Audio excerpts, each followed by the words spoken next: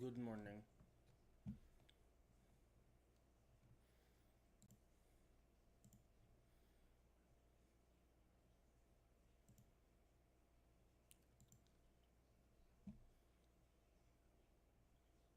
Hmm. That's annoying.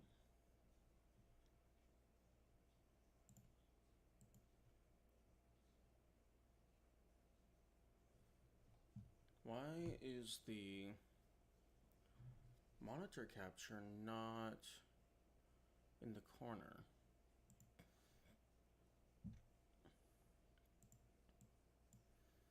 Did you not save? Hmm.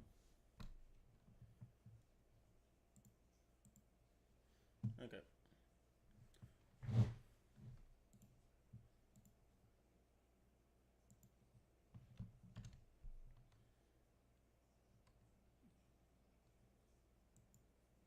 Okay, well, looks like...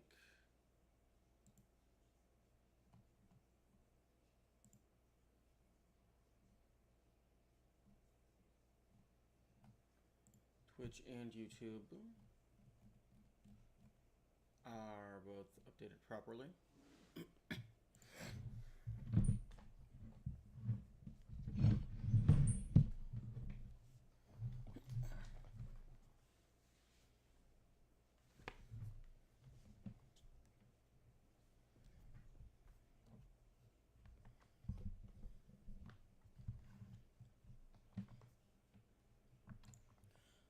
I am now realizing that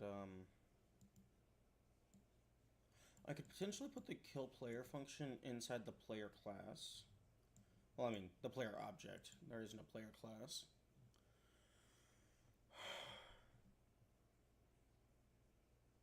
Although, actually, no, it might be better for globals because it has to fucking reset everything.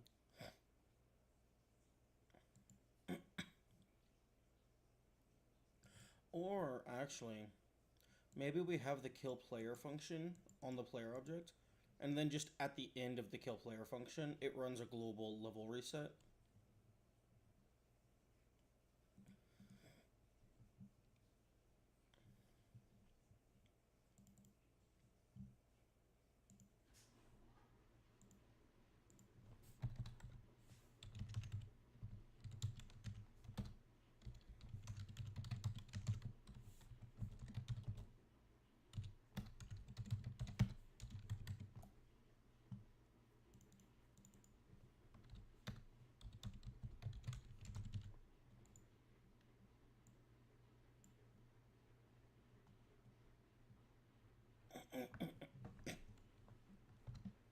Hmm.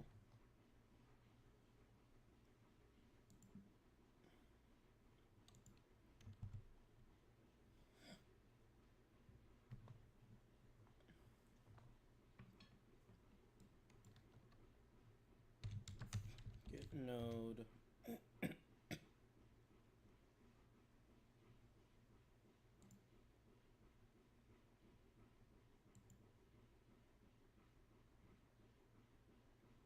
So, alligator. Dot dot dot dot alligator.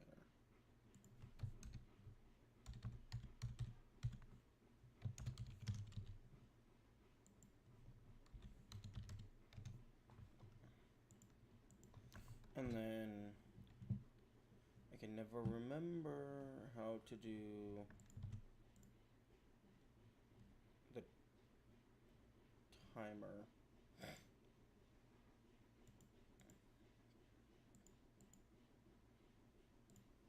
Okay, well, I don't need this anymore because we're not doing... Hmm. I guess we do have speed. I probably don't need the entity and class.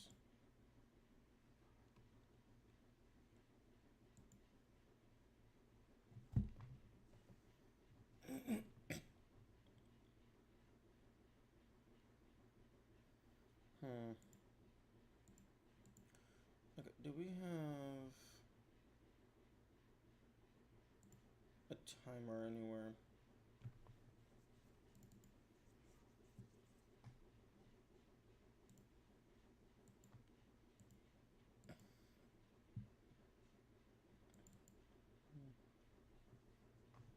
Okay, not this timer. I'm meaning like just a one-off timer.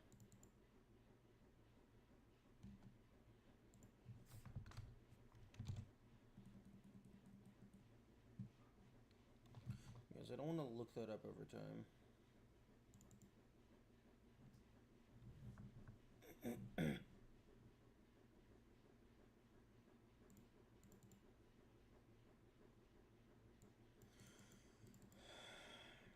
Yeah.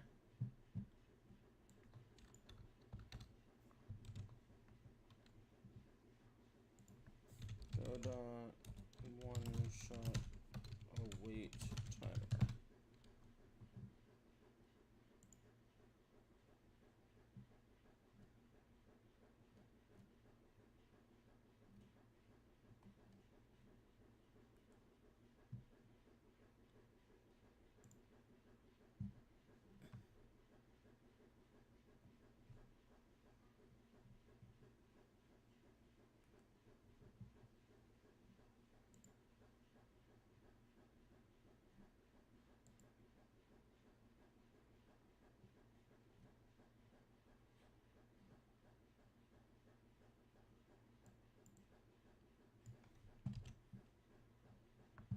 Okay, so globals.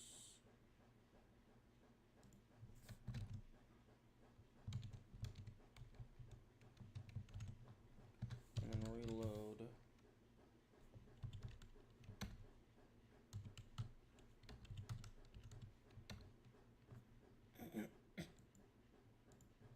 Get tree dot reload.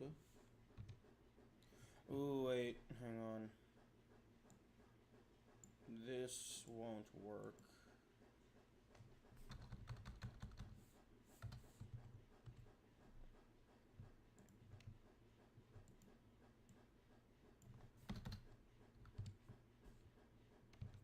Reload current scene will not work.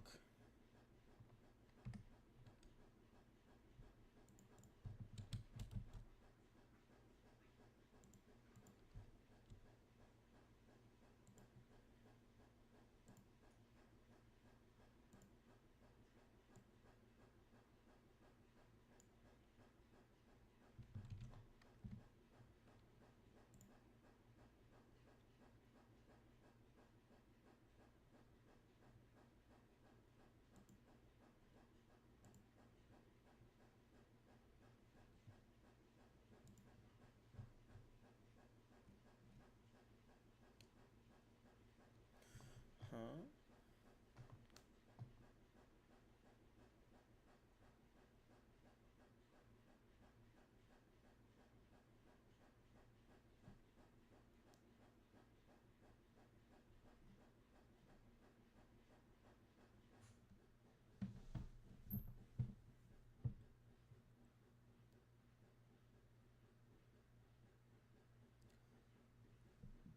I can't do double dot.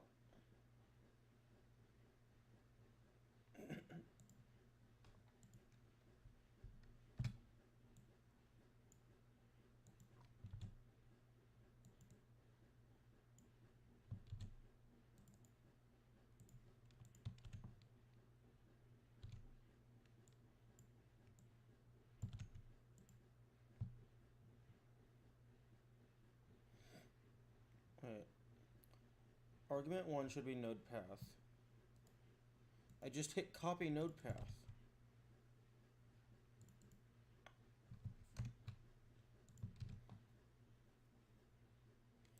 Why are you not working?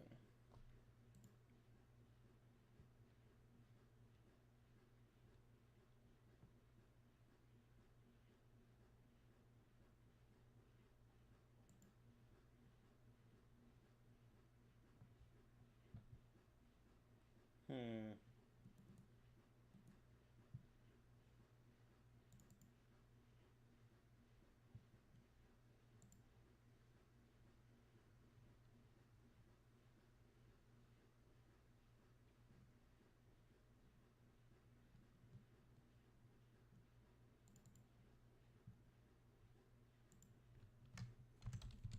Hmm.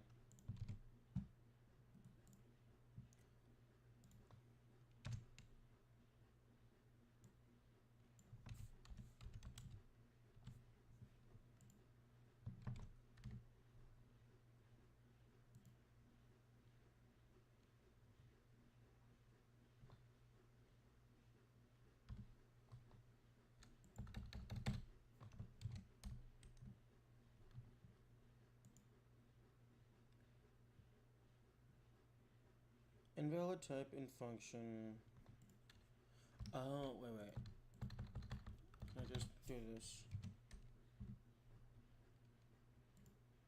Hey.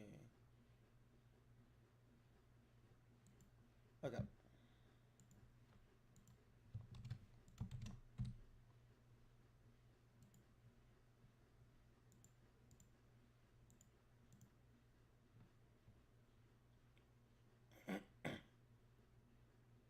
Yeah.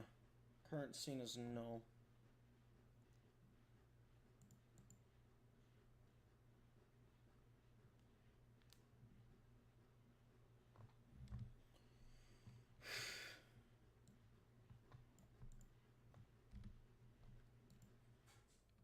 Okay, that's annoying.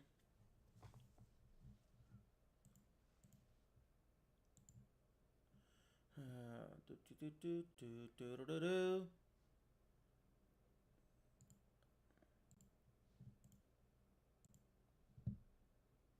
Double check that my audio sounds good. Okay, test, words, test, word. Word. Can I not fucking hear anything? Oh, yeah, no, I can't hear anything. Okay, let's test, try again. Test. Oh, why? I am so fucking quiet.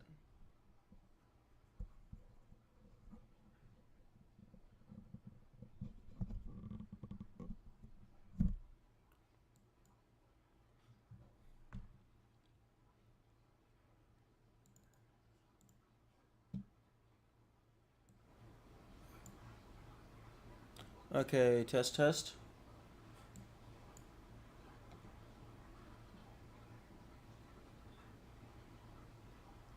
Okay, that's better. Although there is a little bit of background noise in OBS. Although I don't know if it's going through the stream.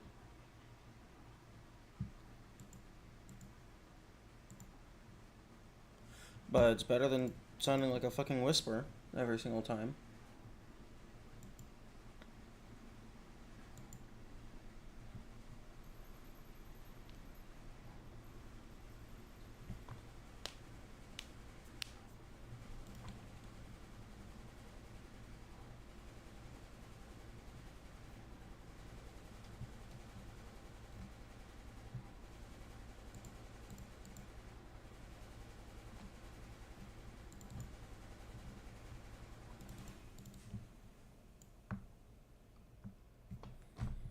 Hmm.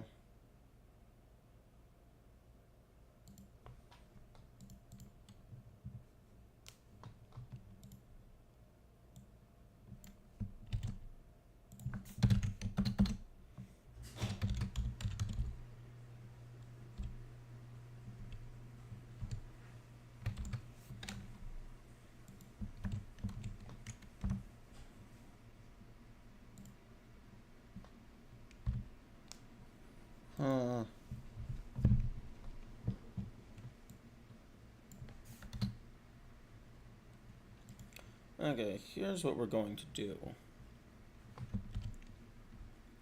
So...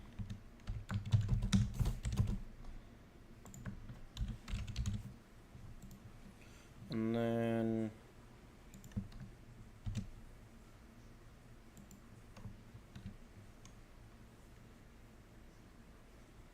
we're going to run change scene. Why?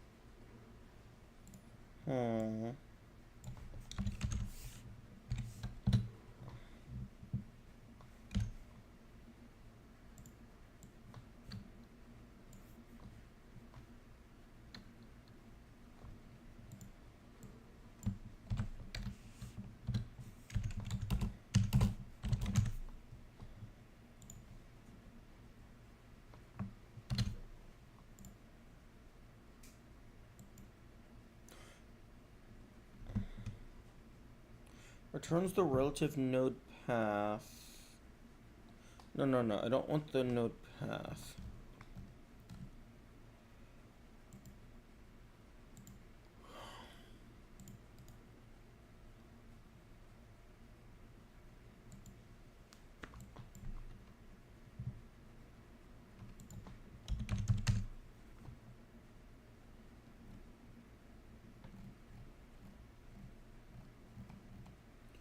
I want the file path.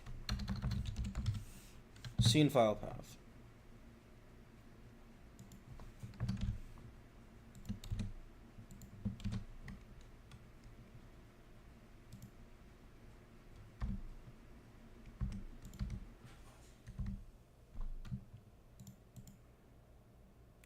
Hey, nice. Although, this is not what you like to see.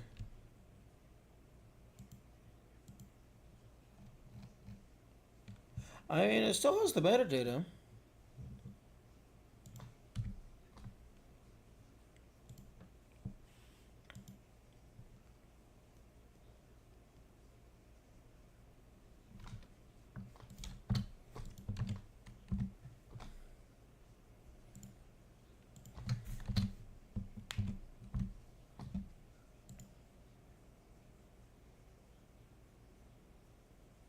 Okay, it's preserving the it's preserving the name properly now that I have like a little bit of a delay.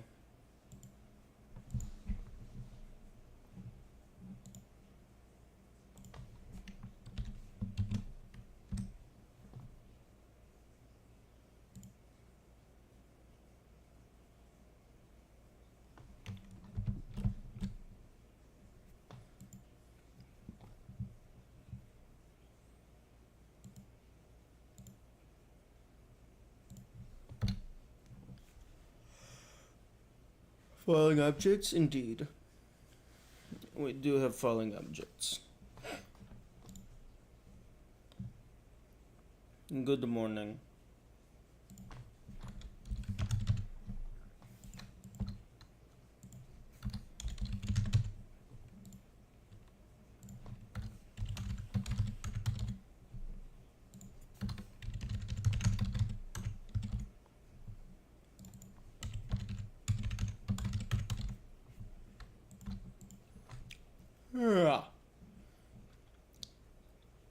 Hey Yami, how does the mic sound? I had to tweak it a little bit earlier because the gain was super low.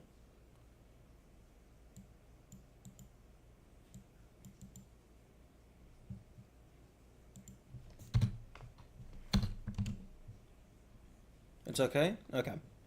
That is good. Okay, so kill player, player.queueFree, 0.1 timeout, and then just reload current level. The keyboard is quite loud. I mean, I can try. My desk isn't very big, so I can't move it too far away from the keyboard. But also, like, I don't want to move it too far away from myself. Like, I guess I can put it next to my monitor. Okay, where the heck was Boulder?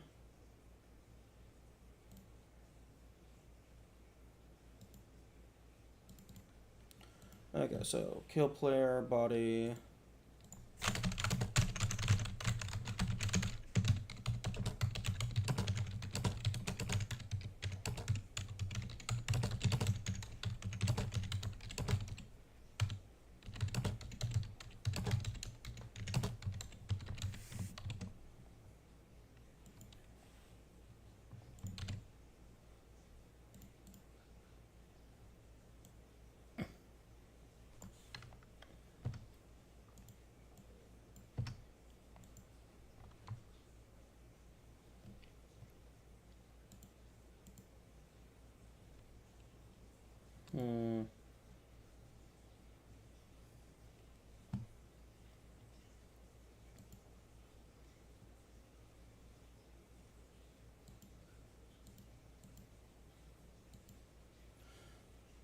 I would enjoy it if I could have this display, but also like just I don't understand why they remove the files from the folder hierarchy when they also display them over here.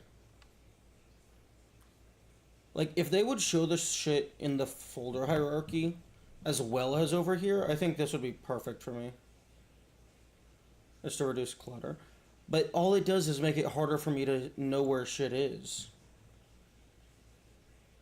Like, the way that I'm wanting is I want to see the full hierarchy on the left, but then exclusively see the current folder on the right. So, like, if I'm looking at enemies, I can still see all the other stuff, but then I can look at, like, just the enemies.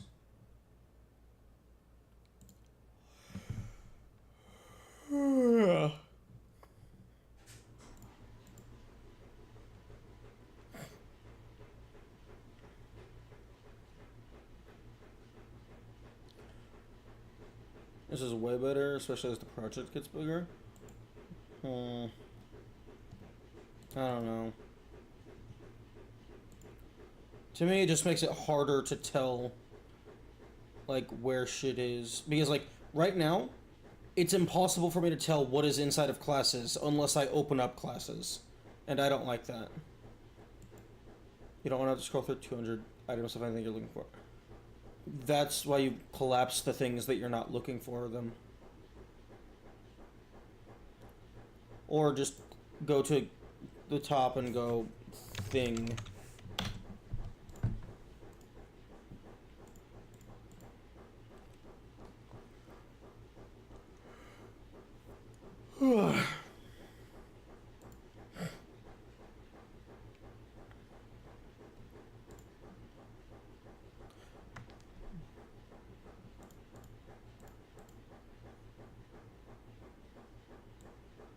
Like, honestly, like, a three-dimensional structure would probably be kinda nice.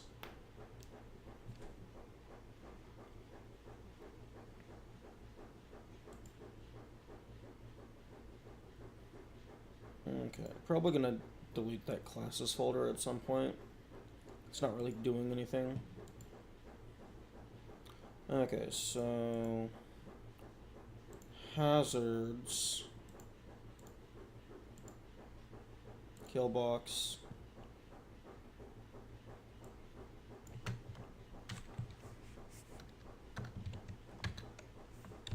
globals dot kill player.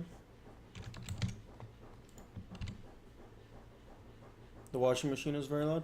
Fuck, I was wondering about that.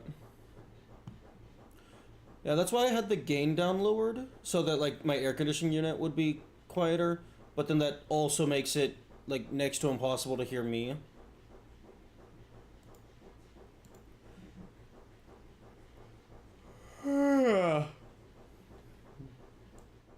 Like, I can turn the gain up.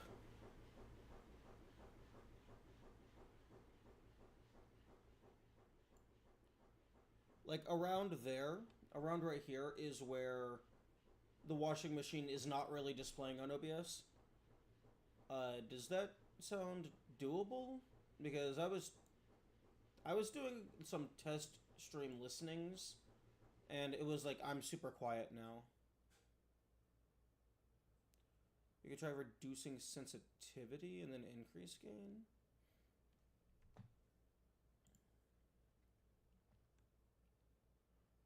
Where would sensitivity be listed? Like noise suppression?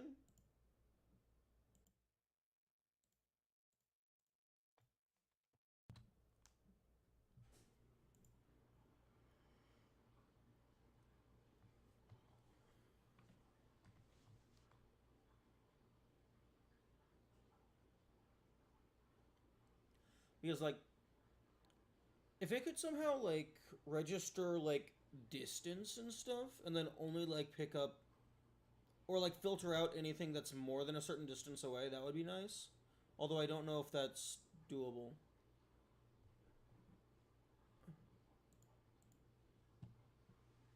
Right click.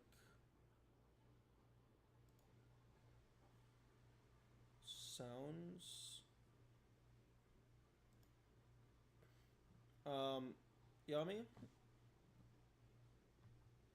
That's not a thing? Oh, outside OBS.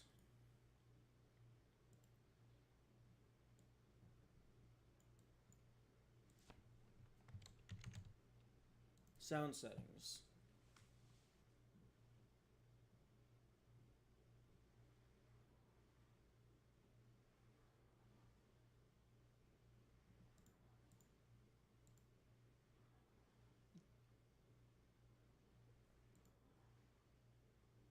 Format, input volume, maximum, obviously.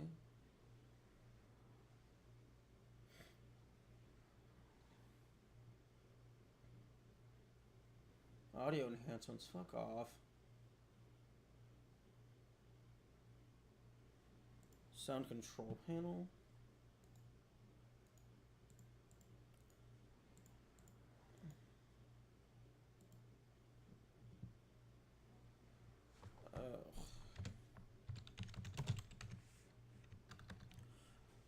Windows 11, why do you fucking get rid of every single convenient hotkey? I used to be able to just right click for this shit, and now I can't.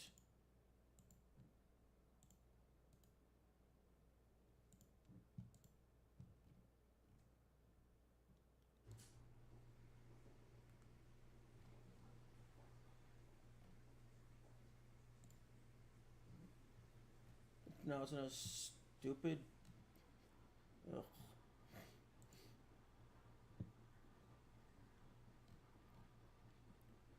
It's at the bottom under more sound settings. That's so fucking stupid. Okay, recording. Yeti. Okay, properties.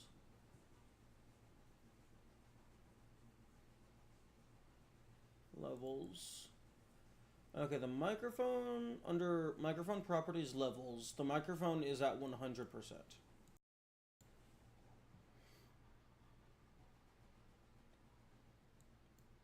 Or, well, presumably 100%, because it only goes up to 100. That's a sensitivity slider? Okay.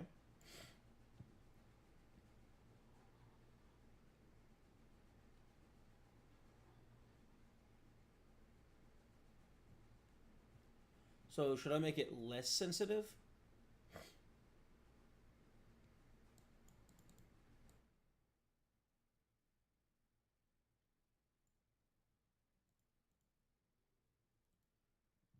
Okay, set it to 50, and then...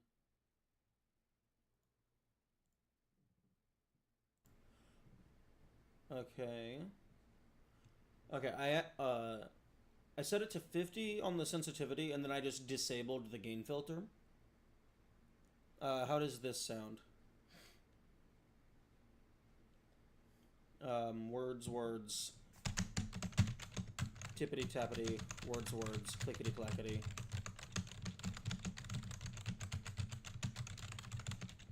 A little better.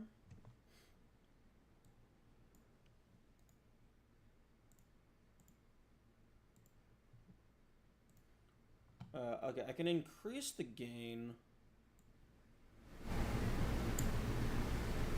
Okay, no, not that much.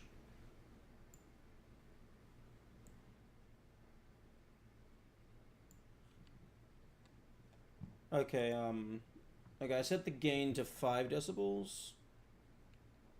You're not going to get better results without audio filtering shenanigans. Well, I mean, this is what we're doing. We're doing audio filtering. I don't have anything that is specifically washing machine filter, unfortunately.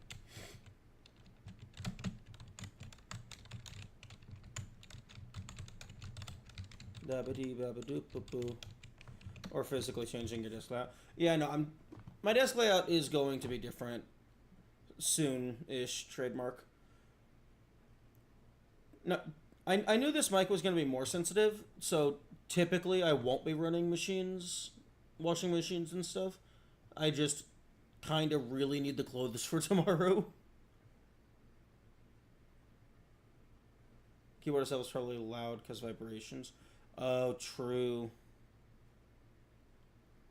Yeah, because I'm like physically tapping the desk.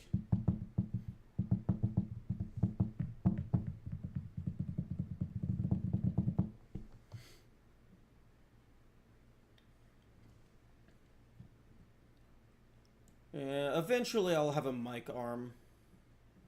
And then maybe sound foam, but that's in the far future. Getting a mic without one in 2025 is very big.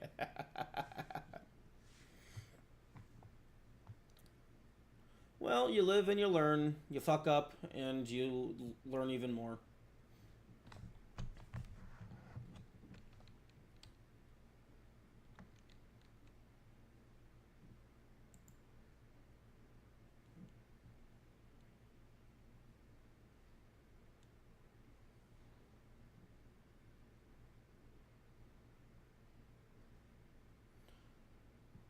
Gluing some foam on the bottom of the bike. I do have some. I do have plenty of cardboard that I could just fucking stick together. I don't know if I have any like foam.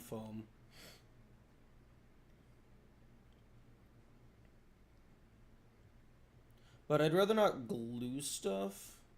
I doubt cardboard is stable. No, I mean like I have entire cardboard boxes. I can just cut a whole ass square out of it. So that it would still have a pretty wide base.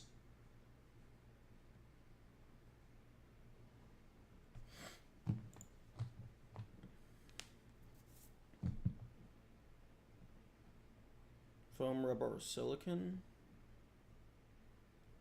We need the squimsh material. Ooh, what if I use flesh? A pillow would work. Somehow I don't think a pillow is very stable. Like, that's just going to cause it to fall over instantly.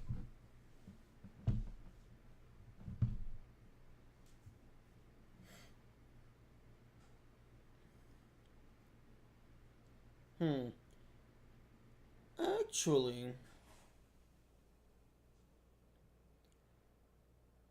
what if I just bring over, like, a side table? So that it's not sitting physically on my desk. I could maybe do something with that. But then it would, like, be even further away from the direction that I'm talking towards.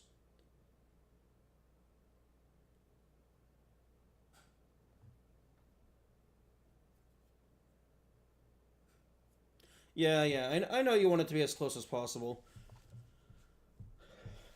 Like, I imagine the optimal setup is just a mic arm that is positioned such that it's like a foot away from, like half a foot away from your mouth and just directly in front of your face.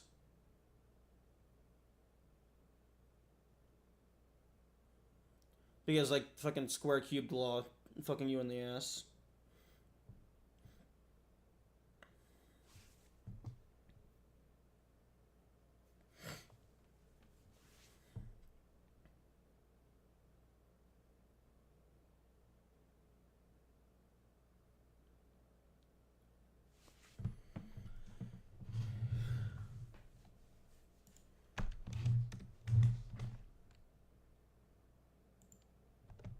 No.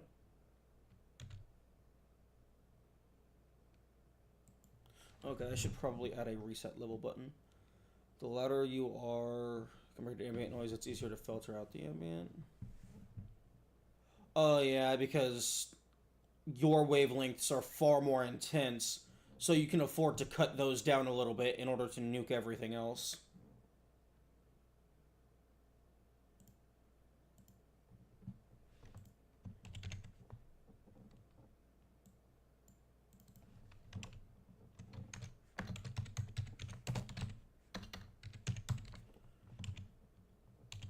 I don't think the supplies for Blue Yeti, but for smarter engineered microphones, they are acoustically designed to be audio canceling. Oh yeah, like if they just have like one of those little mesh things just built in. will severely dampen noise from the side. The Blue Yeti does have like directional audio settings. It only has four of them, but I do have it set so that it should be ignoring anything that is not coming from the front.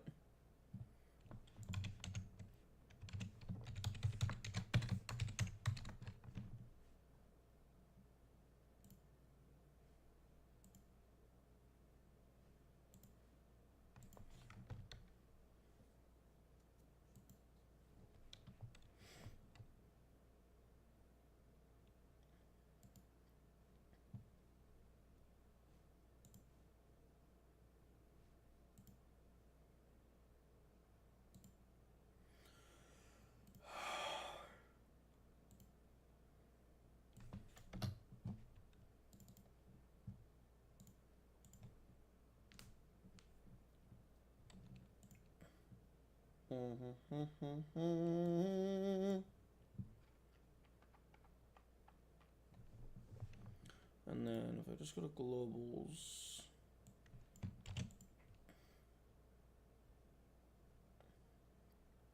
and then reset level.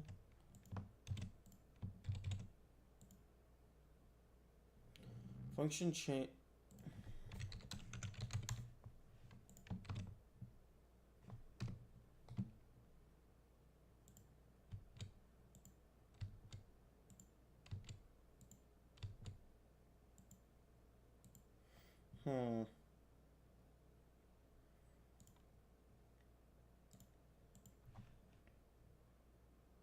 Current level equals blah.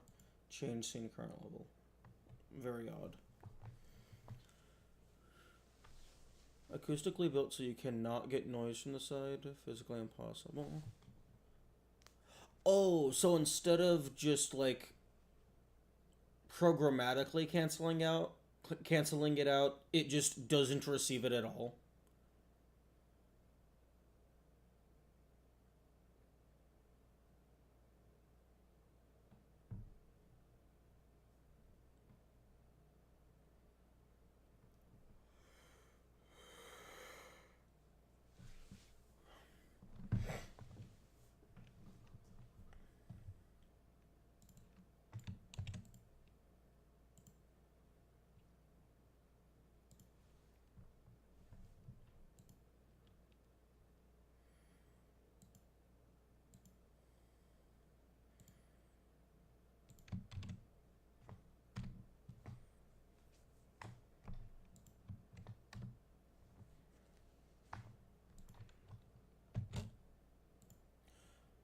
Why are you breaking the name?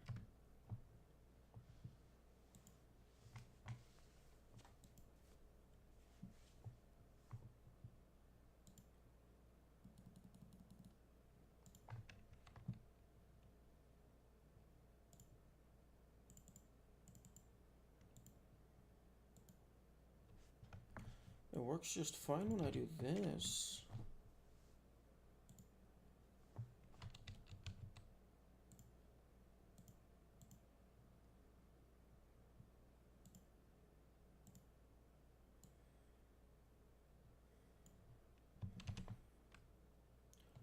Noise capsule is relatively hollow. Pass through both sides. Changing how the sound waves are intaken.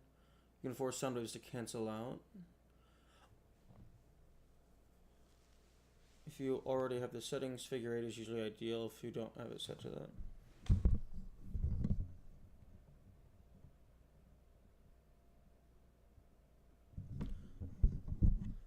I currently have it set to the one that looks like a heart.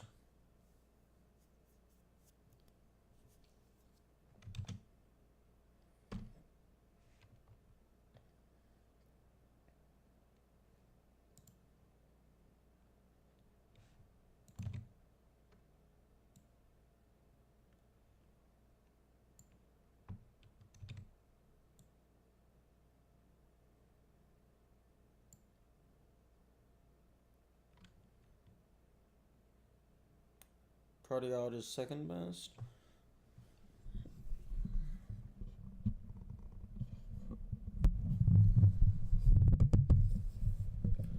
Okay, I swapped it over to the 8.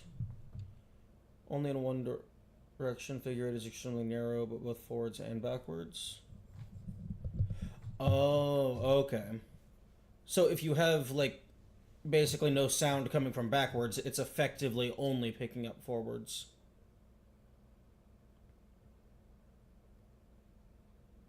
Okay, that's cool.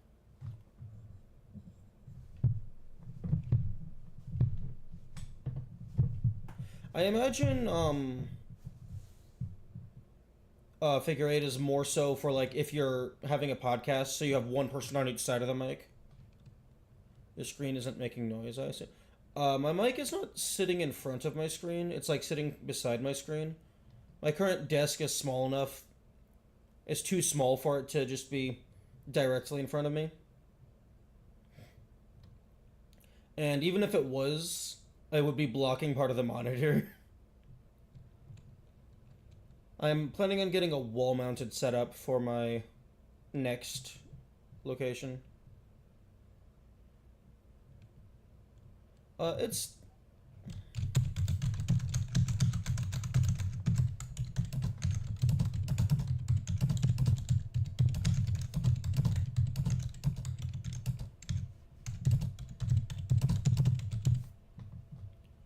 fuck.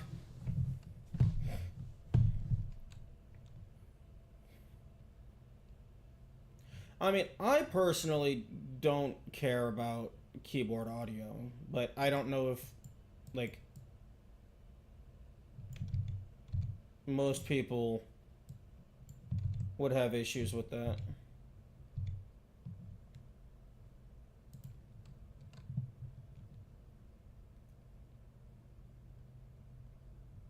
Like I could see it being annoying, although for me it's like if I'm listening to something, it's not a deal breaker.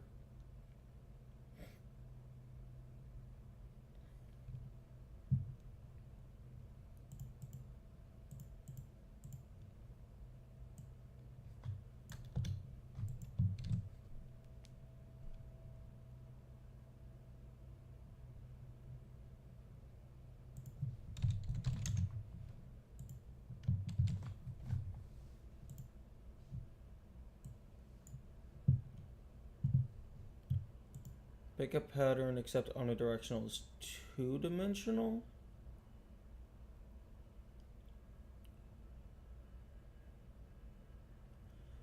What? Having the mic below.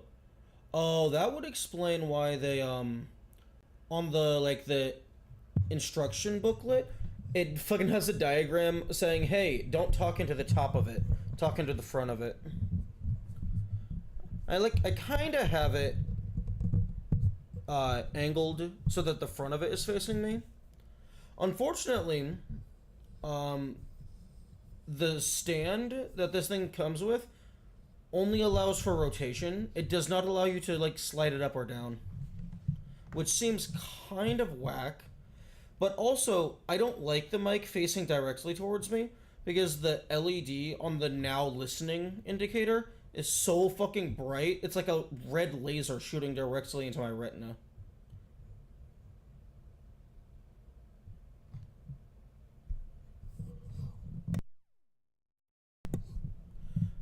And then, like, you click the button to make it muted, but then it's just flashing the red laser. Just turn the mic 180. You know, that's a very good point.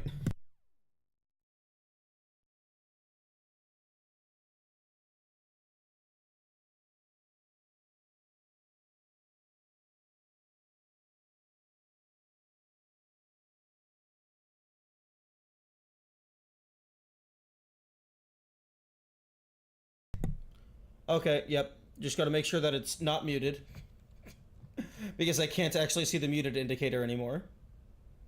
But yeah, no, I suppose if you're doing figure eight, turning it 180 is effectively the same thing.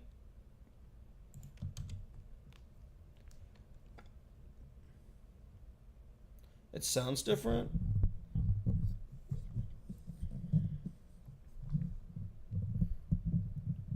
What? What do you mean, lol? You were the one that called it figure eight.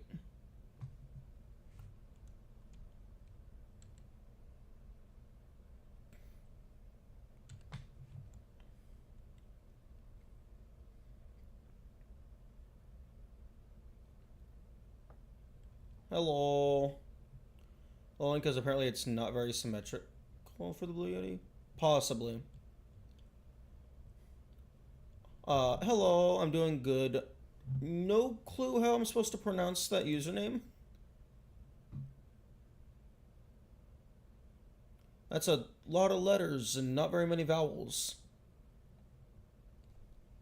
Right now we're doing technical difficulties with my microphone. Just studio. Okay. Every single studio on the planet contained in one account.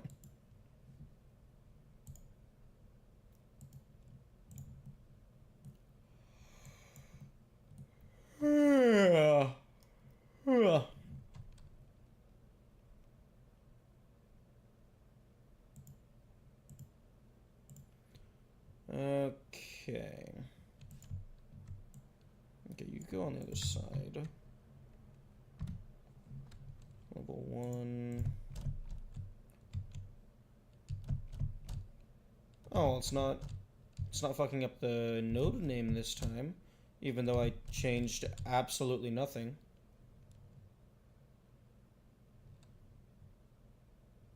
Basically don't know half of the shit is actually pronounced. I only know like a handful of the most important Godspell pronunciations. Yeah, I am a little bit familiar with that. I read the Kane Chronicles, and like there was a little bit mentioned where like whenever they would write the family name, they would only include the consonants. What time is it at yours? You seem tired. I did just wake up, but like I got like 7-ish hours of sleep, so like I got a normal amount of sleep. It's just a little bit tired in the morning.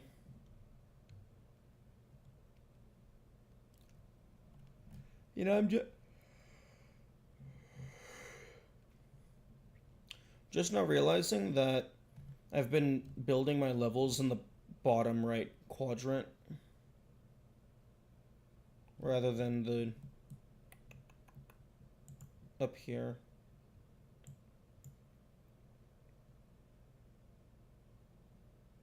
Although I suppose it doesn't really matter.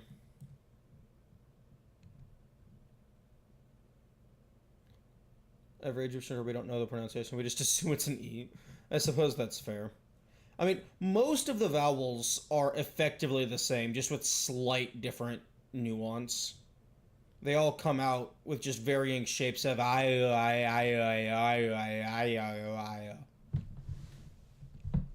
Like it's all just open throat with mouth in different shape. And by mouth I mean lips.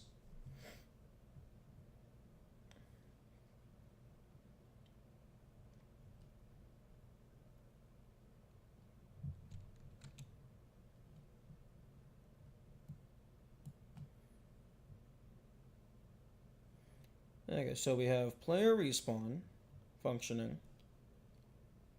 We have timer and end of level functioning.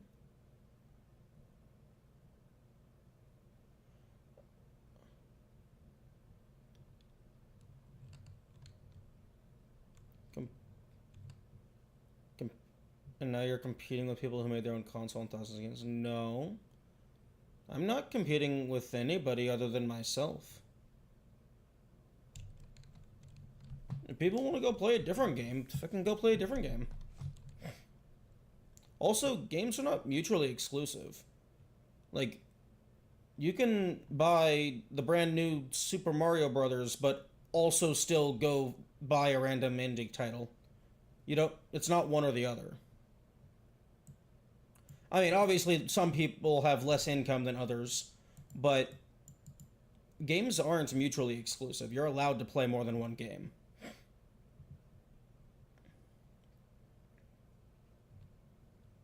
No, go away, ads. We don't like you.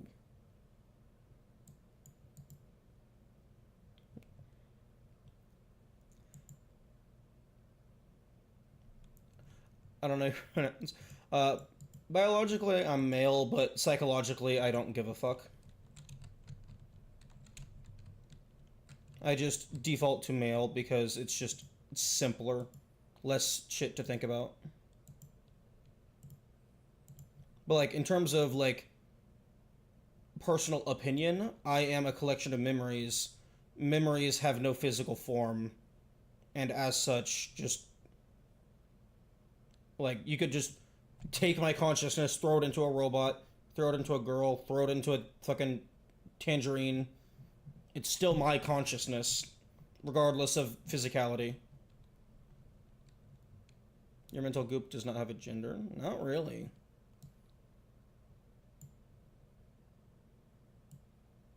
Like if I got isekai'd and I woke up in some fantasy world in a female body, my biggest concern would just be fuck, now I gotta deal with periods.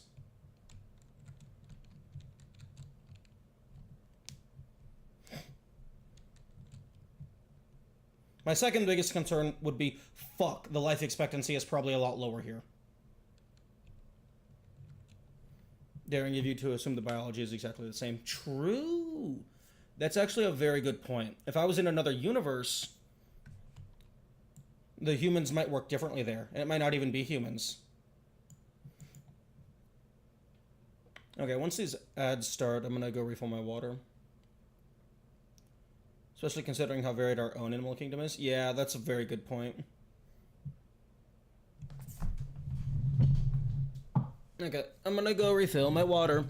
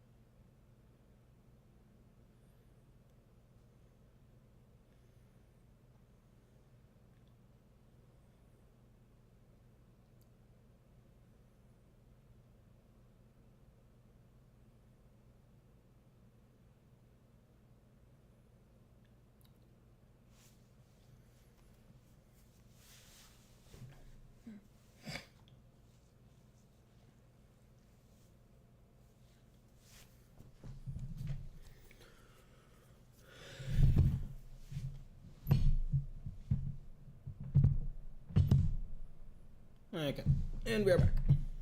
But yes, I am aware of the seahorse impreg.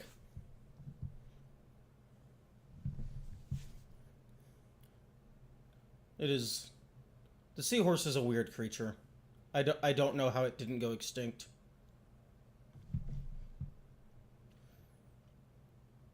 But yeah, like,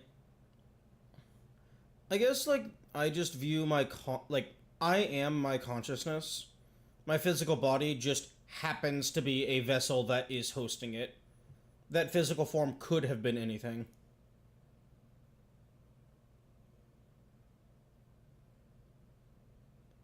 It just happened to be human male. Perpetually stuck in 100 years of peace, or 1 year of oh fuck, oh shit, oh fuck. Ever missed the battle days when everyone was on lockdown chilling at home? Not really. It didn't really impact me that much because I chilling at home is my default. I don't go places.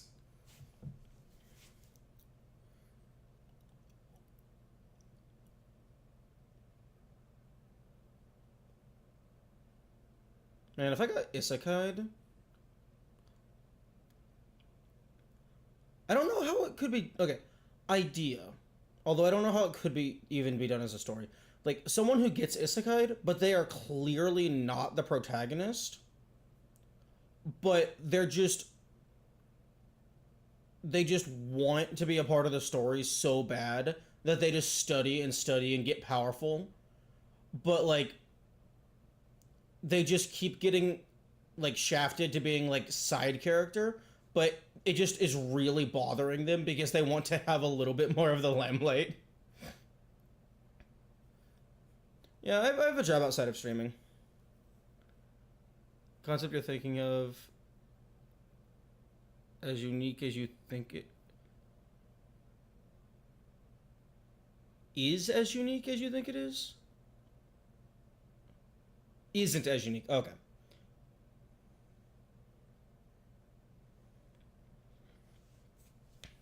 No, like it sounded like something that would have been done before. I just couldn't really imagine how it would be done because like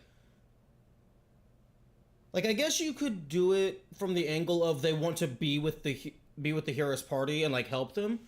But I was more so meaning like they're aware of the story and their like trope status within it, but they don't like the status quo. Like they want to be the protagonist, but like they don't have their name in the title.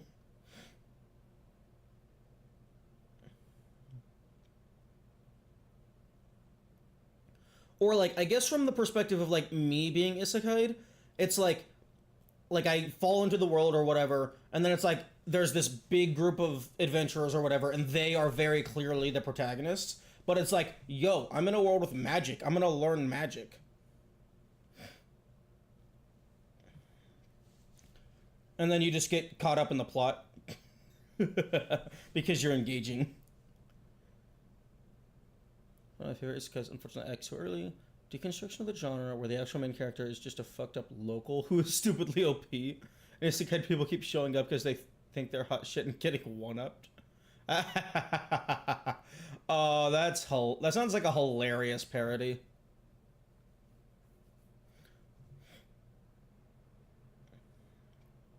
It's like, oh, you were chosen by the gods, huh? Well, I've been training since I was 5.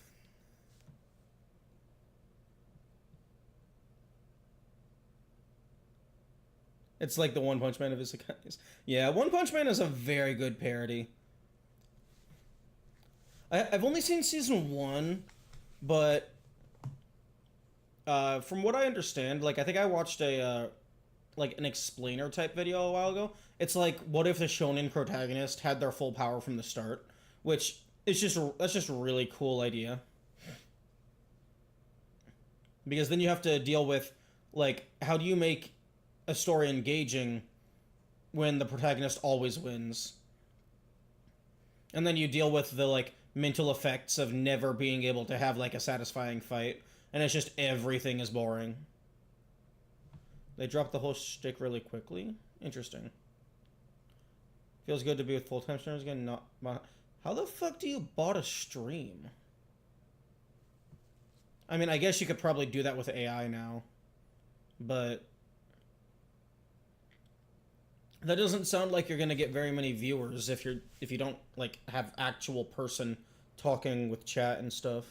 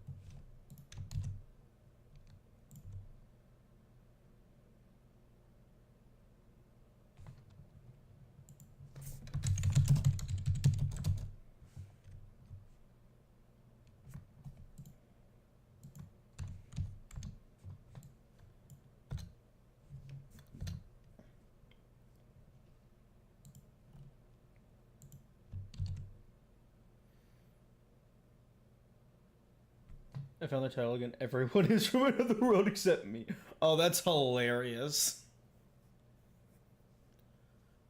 This spot, that sounds just like a person on a call. Talked about for 15 minutes, which is the max now. That sounds kind of stupid. What's even the point? Like I just don't get what that would do for you.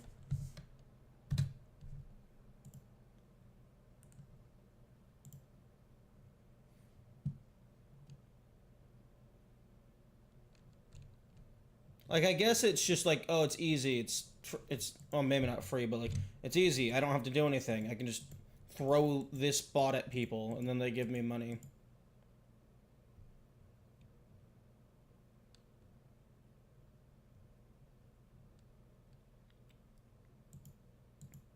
I don't know. It sounds like a scam to me.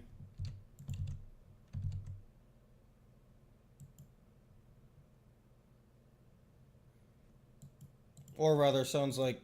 Actually, no, it does sound like a scam. AI is not quite to the point yet where they are people.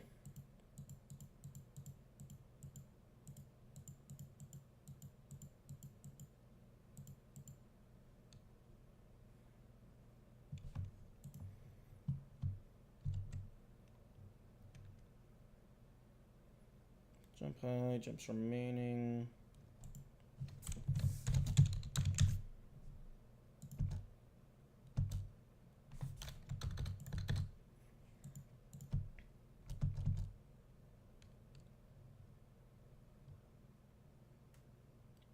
So those gigabytes of VRAM space needed to go? Possibly.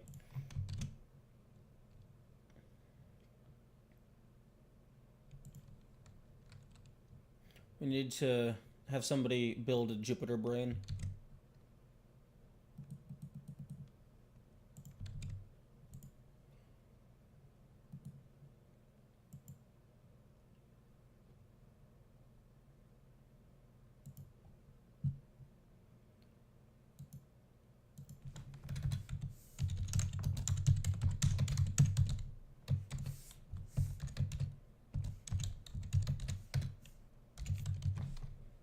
Okay, so...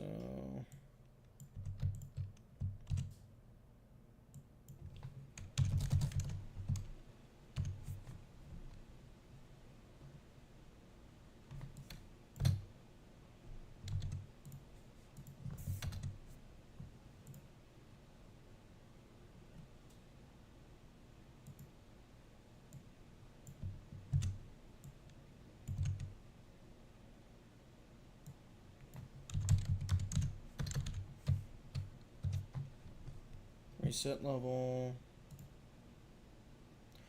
The whole AGI topic will just full circle to now we need to create an artificial consciousness.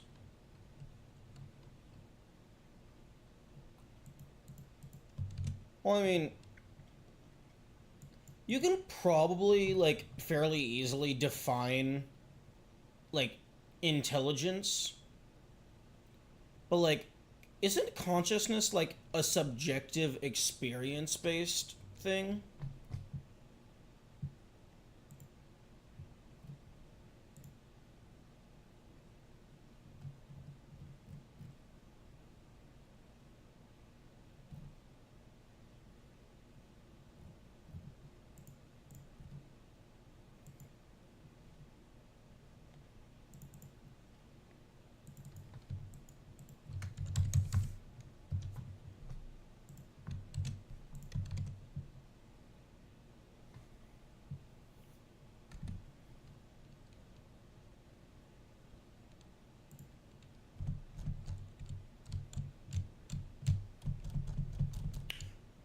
Player?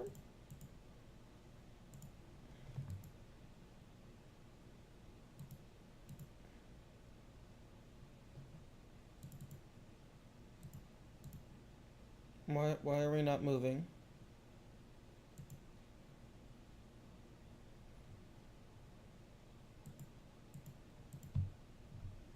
Variable speed. Speed.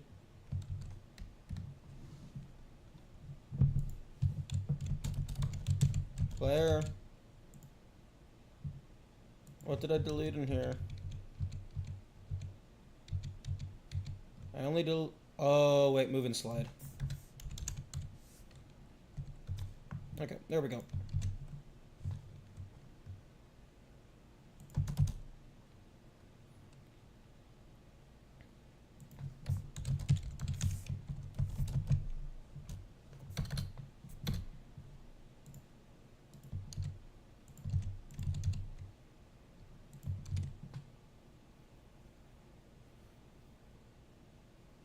You can reserve the animal kingdom and find that creatures even with the most simple of brains solve some impetus and drive.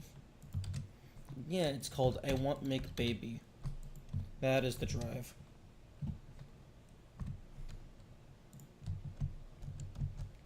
Oh, fuck off.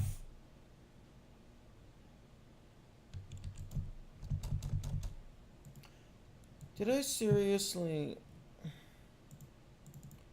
shove the gravity in here? Yes, I did. Okay. Okay, fine. The player can remain a subset of the entity class.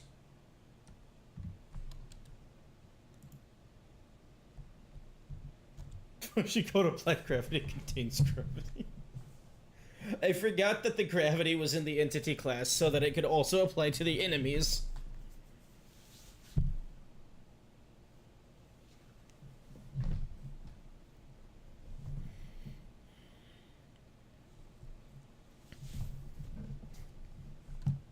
Debugger. The parameter float. The fuck you mean? I removed float and it threw a fit.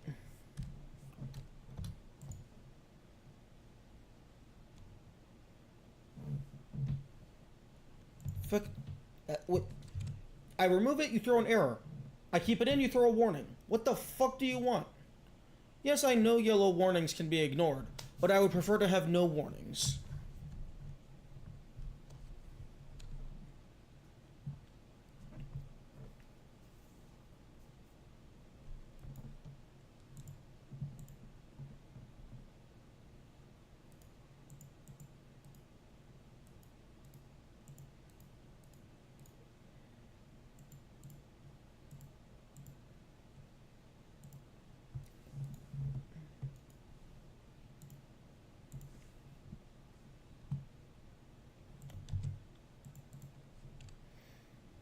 Hmm.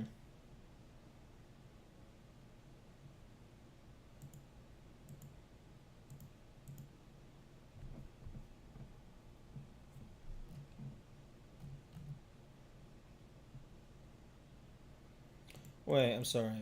Application, display, animation.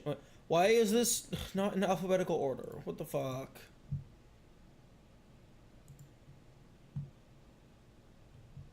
I could just disable all warnings. That's probably a bad idea.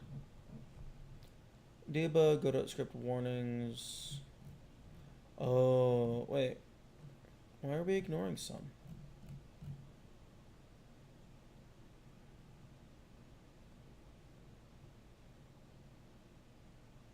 No, I think I'd rather leave this stuff on. Although, why are we ignoring unsafe property access? Produces a warning or an error respectively when accessing a property whose presence is not guaranteed at compile time.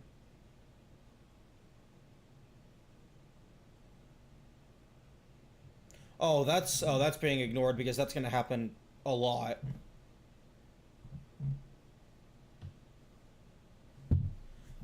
Because like if you're trying to dynamically access a variable, that's going to trigger that, I imagine.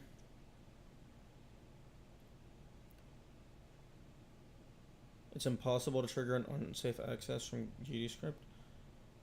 When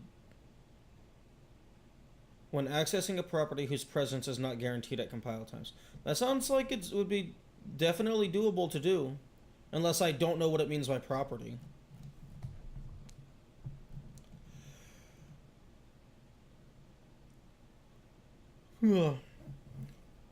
Because that sounds to me like if you're trying to call a variable that you know is going to be dynamically created, but it doesn't technically exist pre-compilation.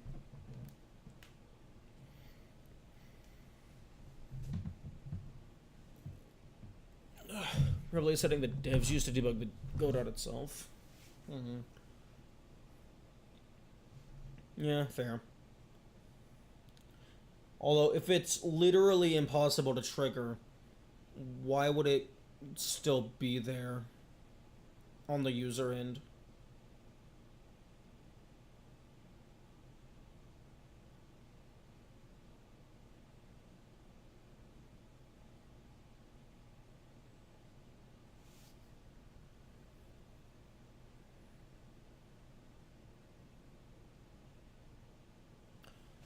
Oh, right. I forgot.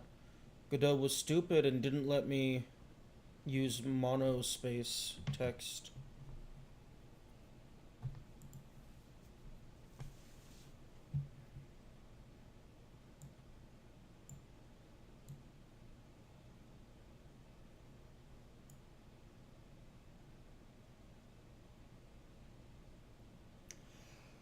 Okay.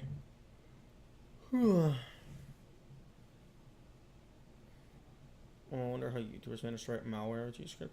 It's pretty simple. You just fucking make an infinite loop. Boom. You have malware. You live and die by the niche things that will annoy you. But yeah, GDScript is Godot. It's a fucking coding engine. You can very, very, very easily make malware with it. Like, it's not hard at all. Like, someone who knows what they're doing could probably make a fork bomb in less than a minute. Just an infinitely recursive, infinite loop.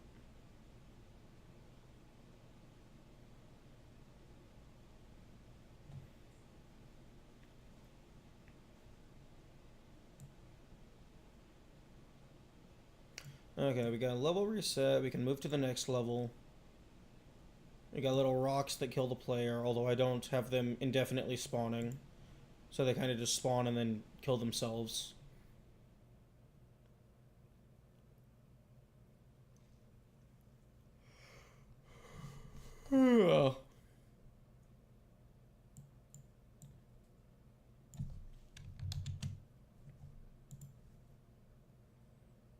Make an online multiplayer game. The source code scalps the desktop instance of your IP address. Well, that's just illegal. Like, that's just actually, like, illegal.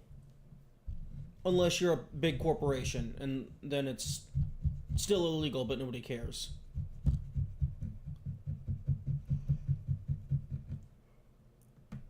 Or, well, the people who care don't matter.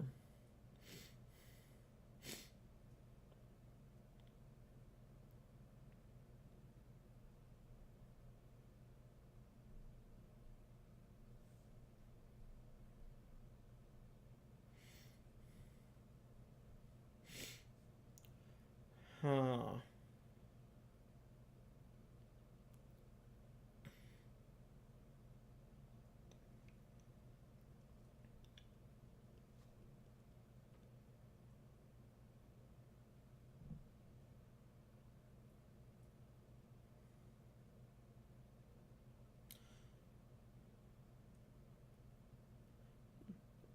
A new global law that will enable big tech to do that. Well, I mean, big tech is already doing that.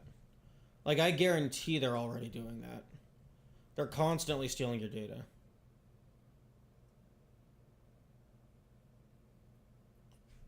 Yeah. People, yeah, just throw it into the EULA. True. Because nobody reads that. Although I thought I heard somewhere a while ago that, like, there was some legal case where, like, the EULA, like, couldn't be upheld because it was not a realistic expectation that the end user understood what it was actually stating, and it was reasonably expected that the end user did not read it at all. So like it was like some sort of like new like a standard or whatever to where like not maybe not a standard but like the idea was it is an unreasonable expectation for the end user to read it, and as such it could not be upheld, which seems very interesting to me. Oh yeah, companies can do whatever the fuck they want because they have enough money. It doesn't matter what the laws are. Like the only time a company has to be concerned is when like another company comes after them or a government. But no, they fuck over a bunch of individuals. Doesn't matter at all.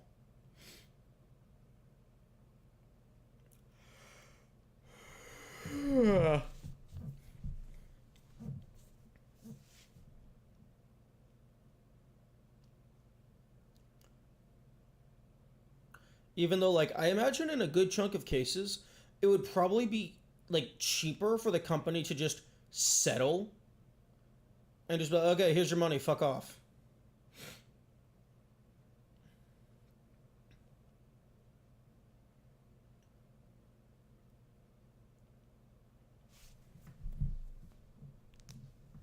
Because like as long as they don't get forced to change their business practices, like a temporary setback in the moment is irrelevant.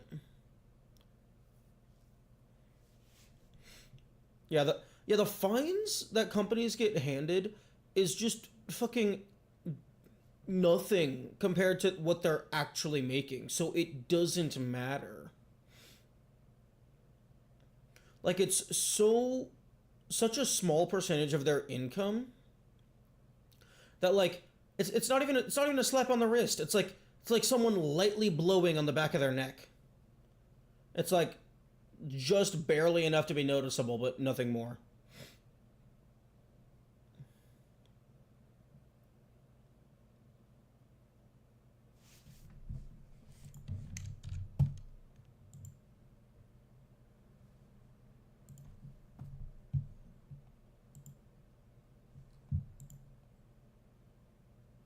Like sometimes it seems like the EU is the only people who can actually hold companies accountable. I feel like the EU should start like increasing the fines by like a factor of 10 or 100. You cannot punish them because that their success is the only thing boosting the value of the country. Uh, I'm pretty sure there's more than one field in the country.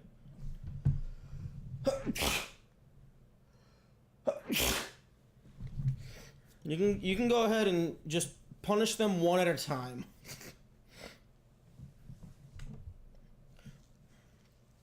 And also, if your country's success is dependent on the exploitation of its own citizens, you should probably go ahead and collapse. Other fields don't matter. No, no, I mean like, oh, there's gaming, oh, there's food, oh, there's cars, like, oh, there's the fucking phone market.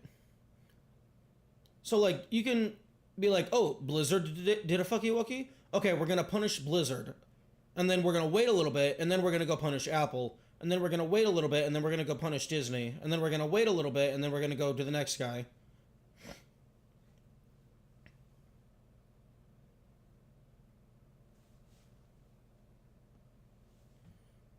The entire stock market. What? Okay, well, first of all, who gives a shit about the stock market? And two, why would this entire stock market care about one company?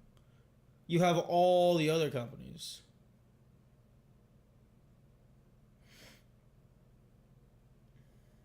Also, what?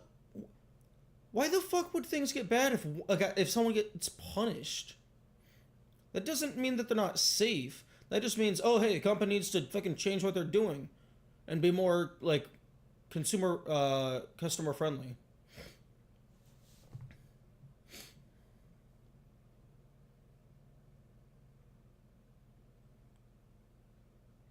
Like if anything, that would help the economy because if you are like better to your customers, they are more likely to buy your stuff.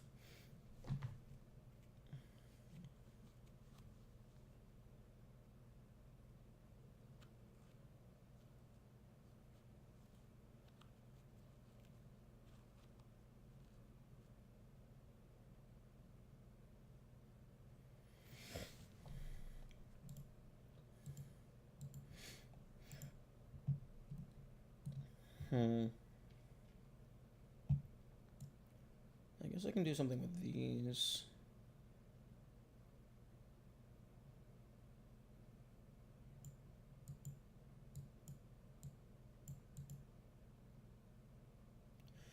But I don't want to just be like tack on, tack on, tack on, tack on, tack on, tack on. I'd rather like have the code base make sense. I also still haven't fucking connected to GitHub.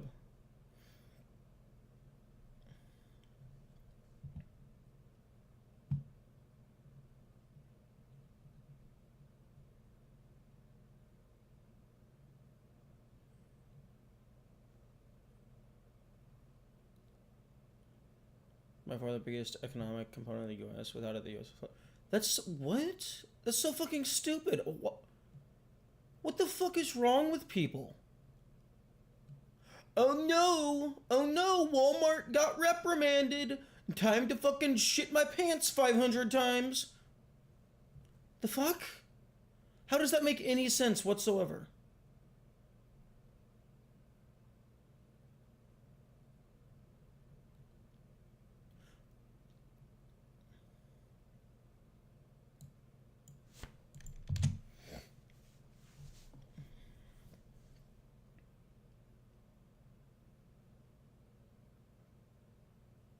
And also, doesn't the fucking government get like a good chunk of its money from just the citizens paying taxes?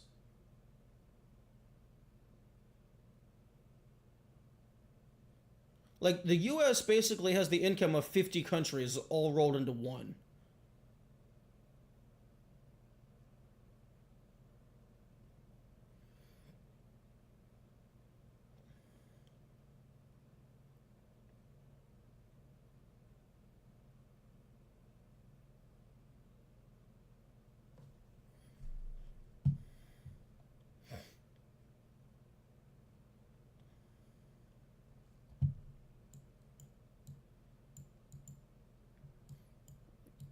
Also, yeah, like I'm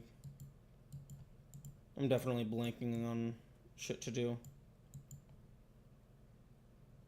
Every major manufacturing company is outsourced to other countries. So your trade deficit?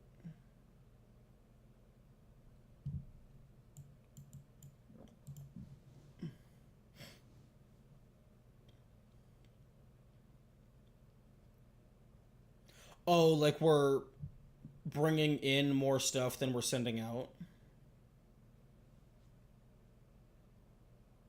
Also, yeah, fucking dumbass tariffs.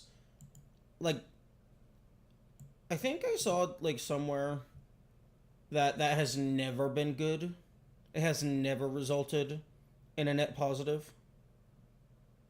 Although I haven't researched it myself. But yeah, no, I'm completely blanking on shit to do here.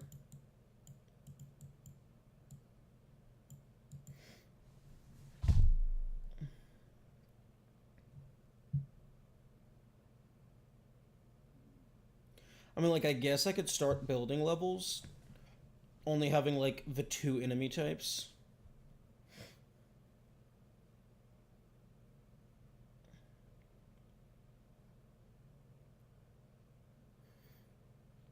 The government is severely overspending money. Well, I mean, that's what you do when you have infinite money. Because like, who's gonna find you? Who's gonna find you? Who's gonna? What assets are you gonna liquidate?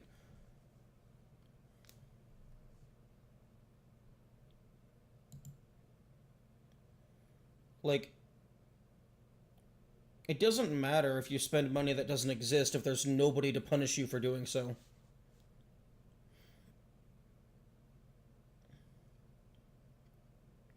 Because like, oh, they come after you for their money, you just attack them, and then oh, the country doesn't exist anymore. You're no longer in debt.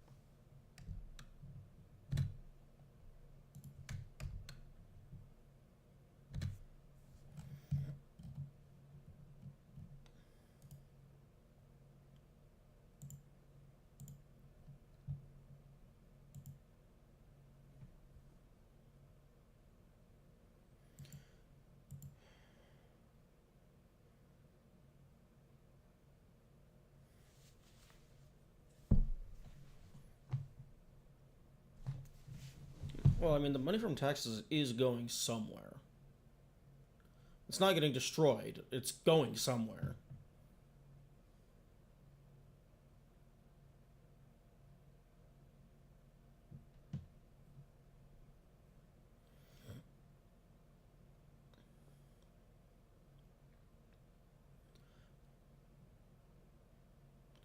Yeah, but again, the interest rates don't matter if you're not actually going to pay them. Like, if nobody's going to make you pay the money, it doesn't matter how much money you spend. Like, what the fuck are you talking about? Okay, I don't understand how stocks work, so I don't understand how this arbitrary line on a graph controls anything. Because to me, it sounds like, oh, line go down, people shit their pants. Which makes no sense whatsoever.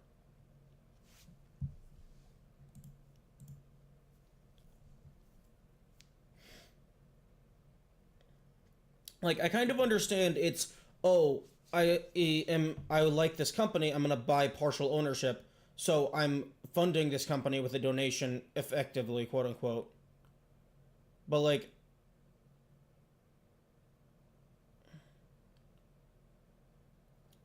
I don't get how that impacts anything.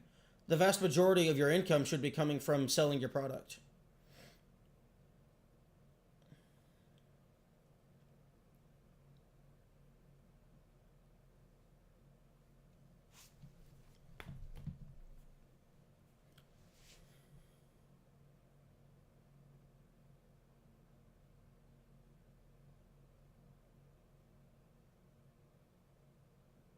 Which ends up back in the US economy.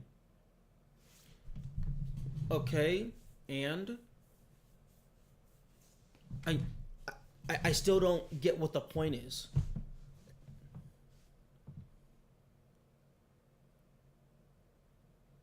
What does that have to do with anything? Like that just sounds like global economy, with everyone buying and trading with everyone else.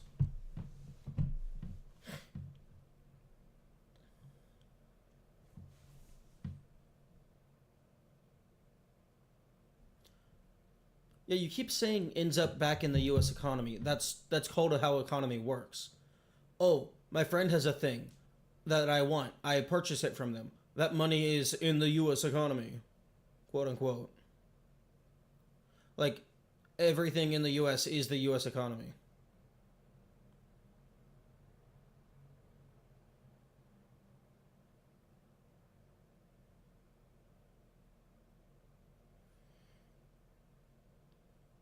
Now, to be clear, I don't understand how this works, so it just seems like complete malarkey to me.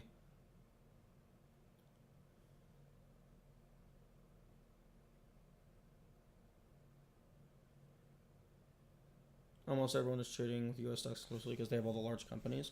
Yeah, but what does that have? But I still don't see. I still fail to see how that is relevant, how that matters at all.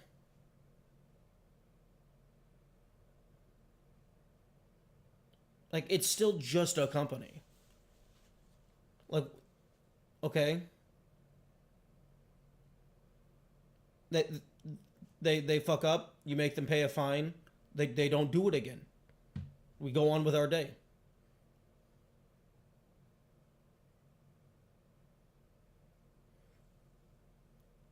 And by fine, I mean a hypothetical scenario where it is actually a big fine. That would be a serious punishment.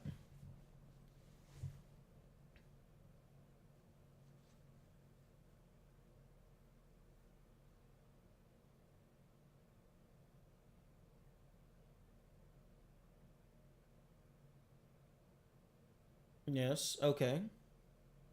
Yep, that's how money works.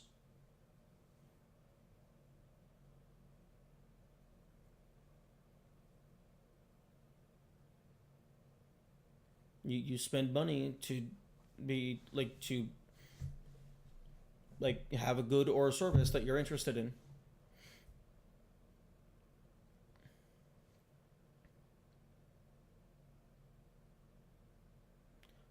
Also, it's not EU money. It's just money. Because money can be interchanged freely, it's just money.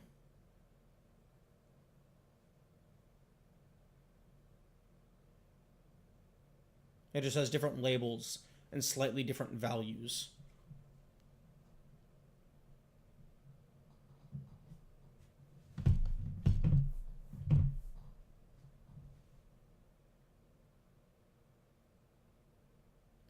Okay, see that stocks being a large inflow makes sense. That's something that I can understand.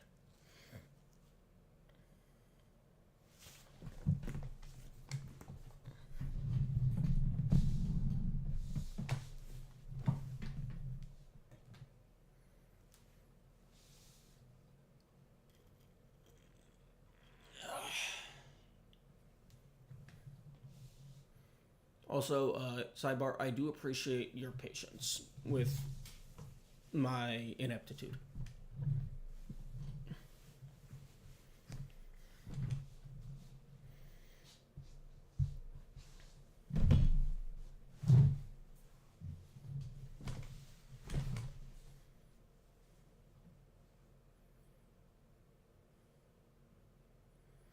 But I mean, like, even if a company, like, kind of, like, fucks up a little bit and then gets punished or whatever, you're saying people will quote unquote panic sell. That sounds to me like the stocks going down is directly proportional to how stupid people are. Because it doesn't matter what happens to these companies or if they get punished, they're going to recover. They're at a size where they are self-sustainable.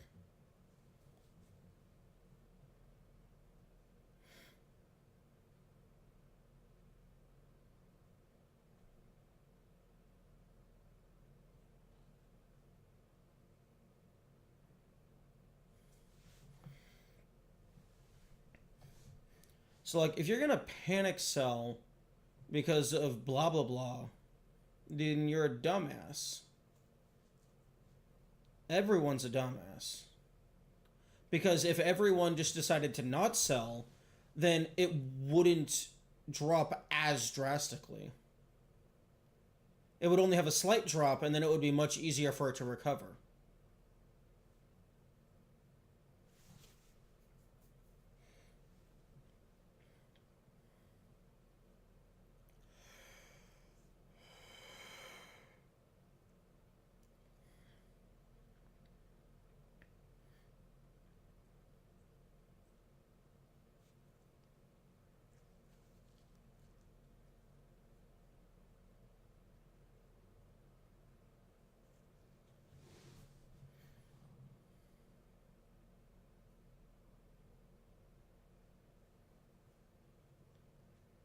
Mm. I guess there is a good point of viewing what is expected to actually happen versus what should happen. Like, what would happen if people made sense. They want to be the first to get their money out, to lose the least amount of value. Mm.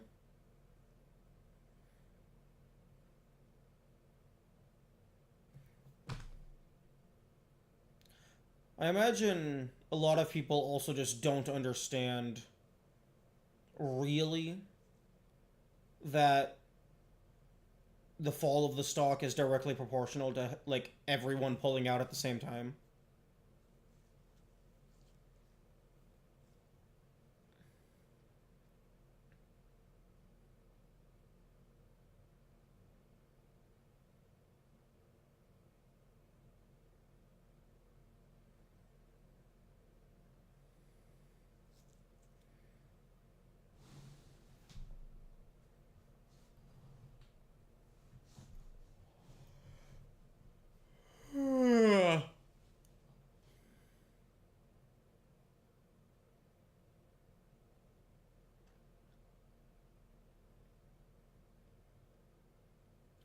Because I imagine everyone pulling out at the same time is magnitudes worse than any other singular event that could impact a stock.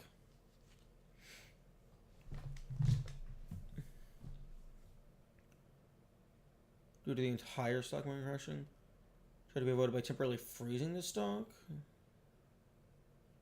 Oh well, yeah. You know, if you try and control people's money, of course they're gonna go into a frenzy.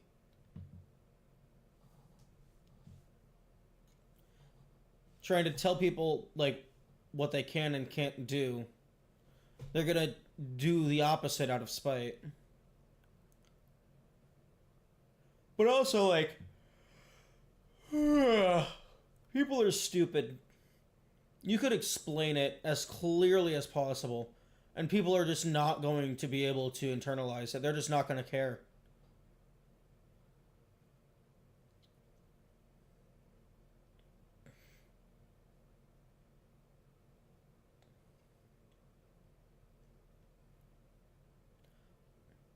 Because they're either not thinking straight because they're scared of losing their money, or they're just not thinking at all because they're a fucking dumbass.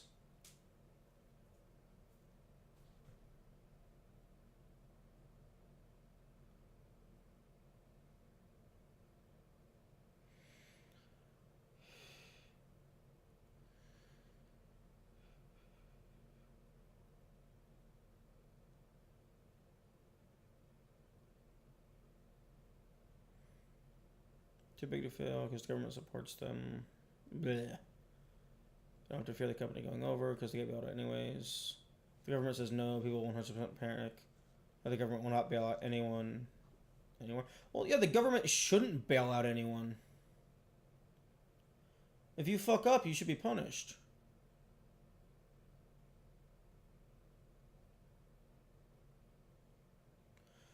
Well, this sounds to me less like these are safe companies and more like the economy is in a less stable state. Maybe it needs to crash. Some companies need to get punished and then it can rebuild itself into a better form.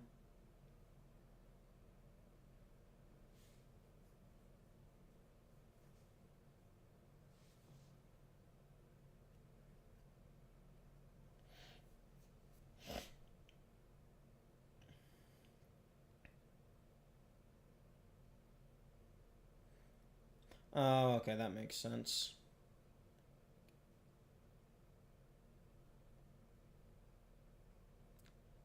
So, like, even if the companies are making a fucky wucky, it's financially advisable to pay their medical bills,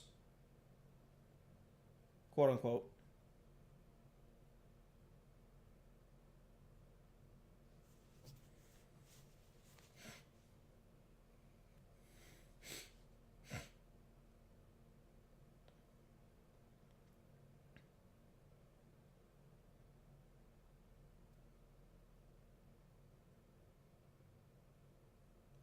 Actually, the government actually giving a proper fine rather than bailing them out would be doing a complete 180 of what the current system is built upon.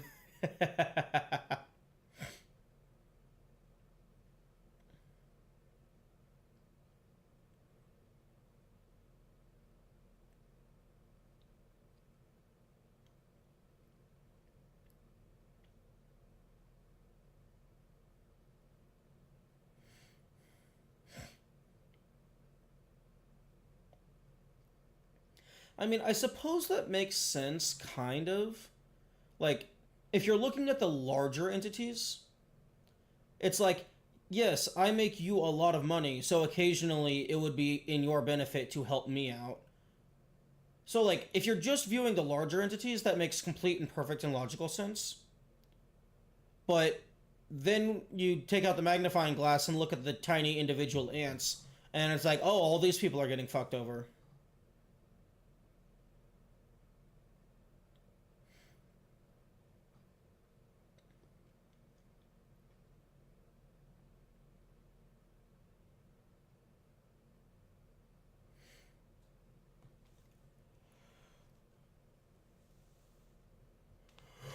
Yeah.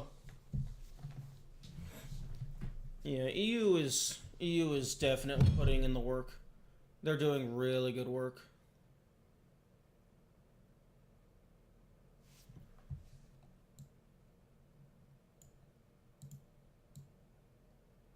Like just fucking over Apple.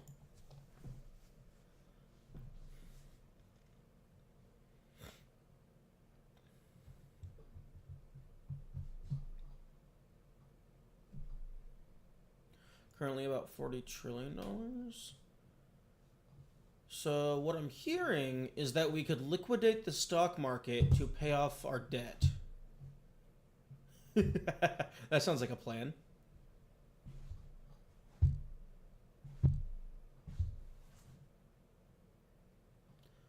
How the fuck do you spend $7 trillion in a single year? I mean, I get that you're a government, but damn. Although I guess if you are constantly like developing and engineering and just building new shit over and over and over again.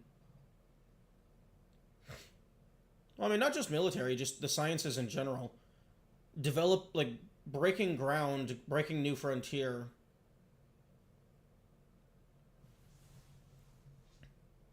That's expensive. The fuck does Elon have to do with any of this?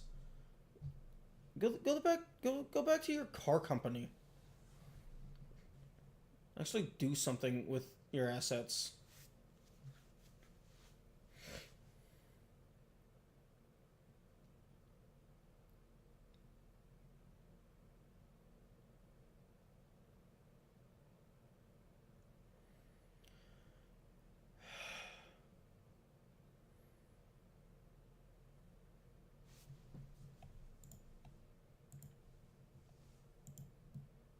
Okay, I need brain think. Brain think is not happening.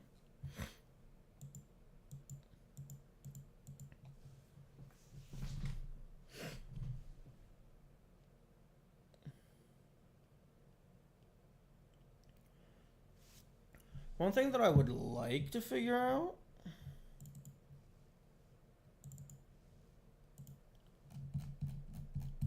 is this fucking stupid ass scaling.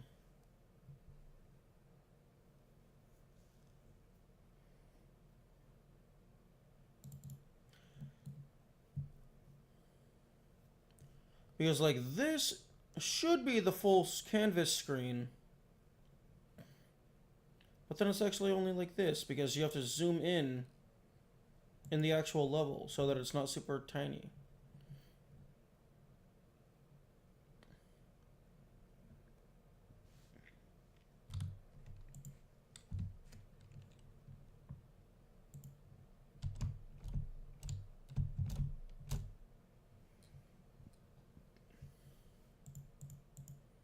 Oh my goodness, and the name is broken.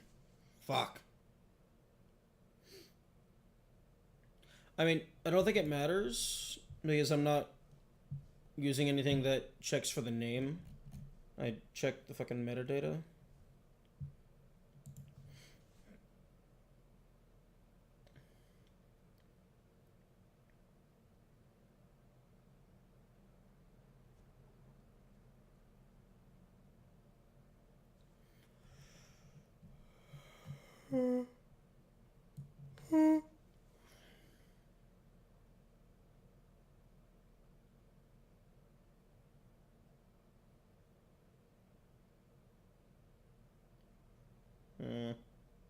Yeah, brain is frozen.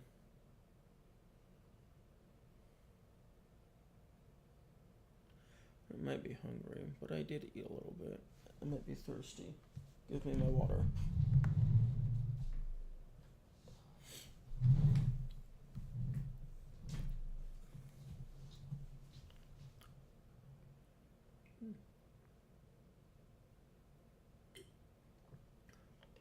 %20 from military, education, social security, and Medicare.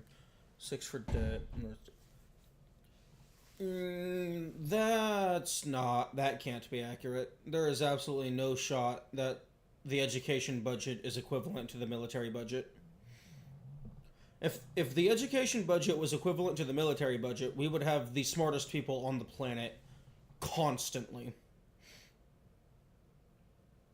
And we are completely permeated by dumb fucks.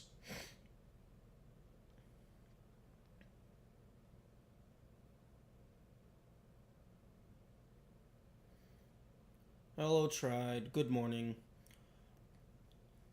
We are currently in a small tangent about U.S. economics, but I am trying to make video game. Although we are going to have a short ad break in a couple minutes. So, slightly unfortunate join timing, but it shouldn't last too long.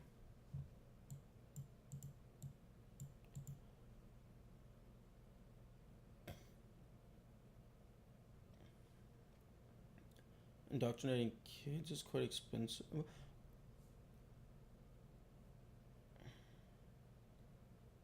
Well, here's an idea. How about you just fucking give it actual education? Wowie zowie. Simple idea. But yeah, I'm trying to think of what to do next because my brain is not braining.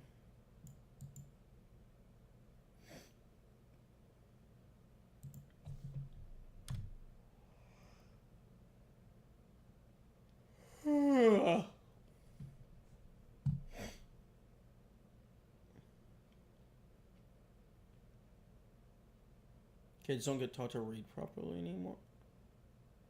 That sounds interesting. How do you mean? Like, I mean, like, isn't there kind of only one way?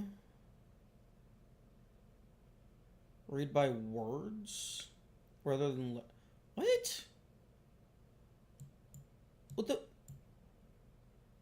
That's... What?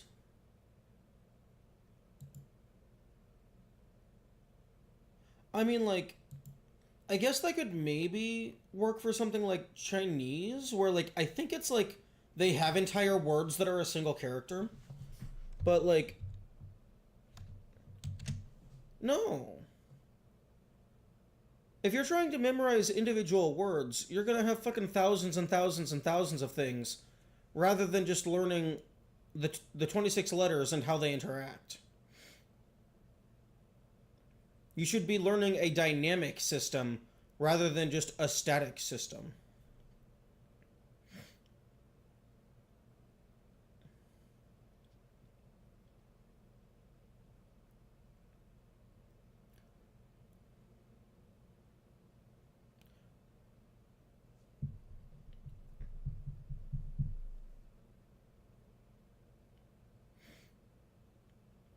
I wonder if the idea is, oh, when we talk to people, we just use whole words. So it's the same for writing and reading. They aren't taught how to sign out words. True, yeah, because sounding out uses the letters. Intuitively grasp the letters, make the words. Possibly. That is possible.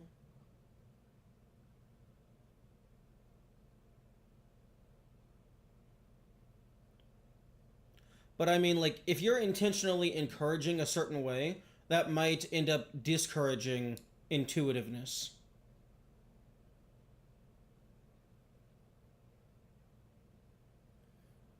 Okay.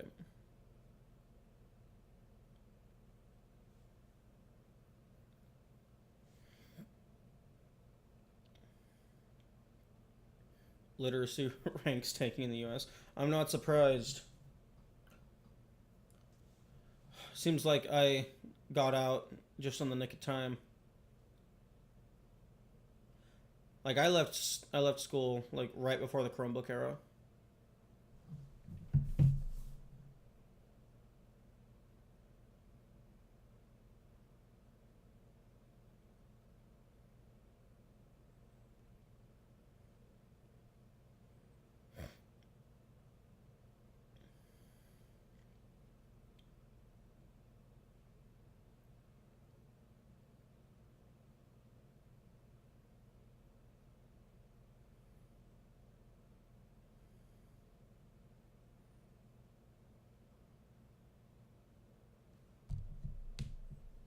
That's that's just insane.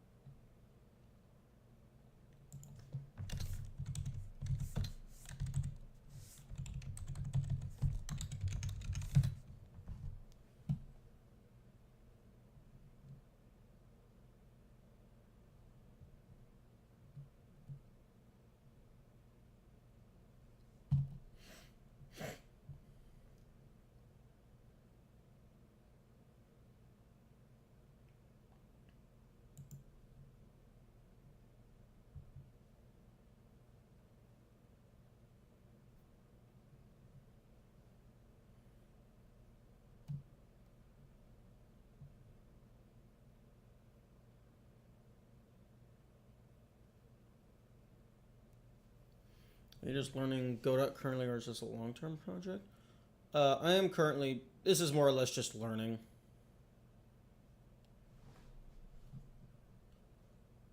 Like, I'm not gonna just throw this away if I do get to a finishing point.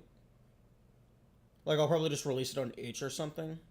But this is mainly just learning. Learn a little bit, learn a little bit, learn a little bit, learn a little bit, and then jump into projects that I actually care about. Dream game project? Probably a Souls-like Metroidvania.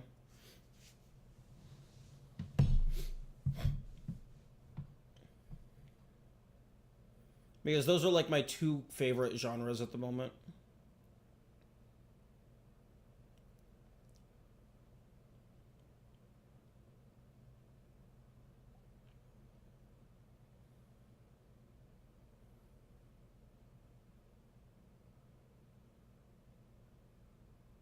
Like, I did have an idea for like an insect themed Souls like, but then I realized, oh, I'm a dumb fuck and I don't know what I'm doing. So I should make something really, really, really simple in order to learn the basics. Also, Yami, do you have a link to this read by word thing? Because I can't find it.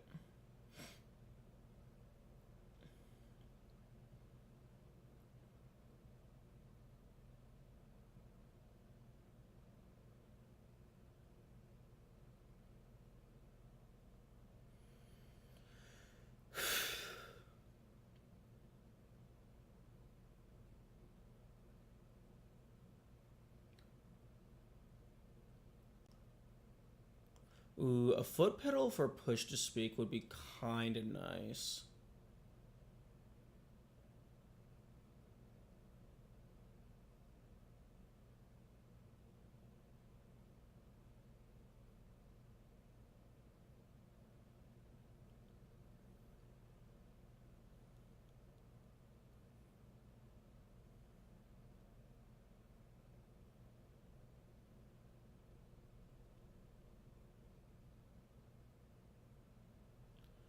Additionally, something that would be a really cool dream game project would be like a big puzzle game, like a steganography game, just with like multiple layers of really intricate puzzles. Like, I'm not sure I would be able to be really good at making puzzles, but I really love solving puzzles. So, like, one thing that I do is, like, whenever I'm playing games, if I think of something that would be cool, I, like, throw it in a pile of notes so that if I ever go to make a puzzle game for myself, I just have a bunch of inspiration that I can draw upon so that I'm not trying to pull ideas out of thin air. Around 40% of the US citizens lack functional literacy. They can read a couple words like an exit sign, but lack the ability to read a text and understand it. That sounds. I imagine that's partially in due to, like, because America is, like, supposedly, like, really welcoming to foreign people, but also America just primarily uses a single language. So, like, people come in who don't know English, and then they just don't learn. Blueprints got super inspired to work on some also good physics. Yeah, Blueprints is awesome. I haven't really gotten to play it myself. I did a little bit of playtesting for it before it was released, but I haven't played it proper. I'm hoping to do that at some point in the near future. Yeah, I think for the next poll, I think I hope Blueprints or The Witness wins.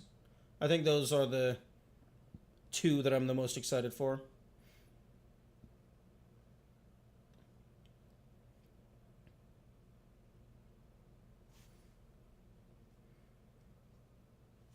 Reading on this same level as a second grader shouldn't be that high of an issue. Well, I mean, people can probably read better in their base language. But also, as unfortunate as it is, you don't really need to be able to read in the modern era. Because we have text to speech and speech to text. So it's super easy and lazy and convenient to just have the computers read it for you.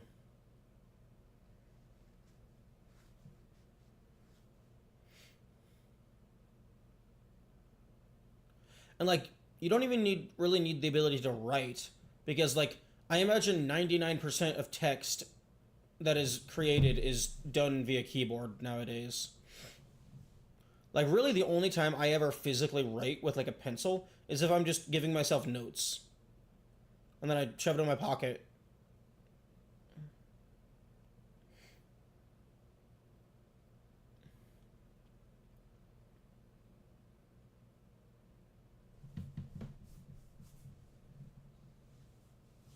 Tech literacy is also crashing.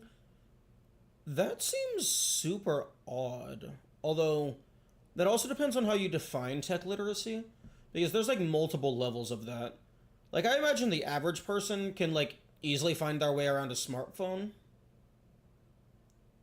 But then, like, there's higher levels of like, oh, there's like Linux terminal.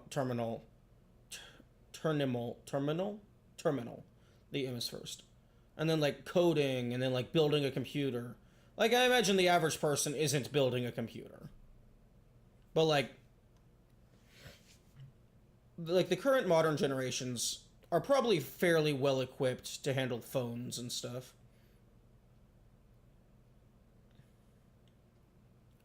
Like honestly, it would not surprise me if at some point handwriting is if it hasn't already is just removed from the education system entirely because it's vestigial. It's no longer needed. Like it's just a niche ability that it can be useful to have, but it's not a requirement anymore.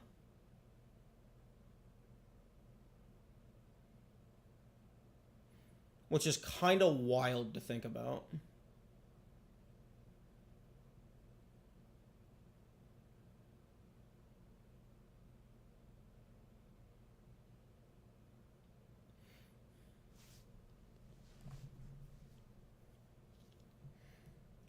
One of these days, I want to go through all my like game inspiration notes and stuff and like just sit down and organize them because my notes are not organized very well at all. I think that could make for a fun stream to just sit down and organize my notes. Because like I got stuff like this where it's like I just see a movie theater and I'm like, oh yep, that's a binary input. Isn't that just ADHD Gopher though? Order in the chaos? Possibly.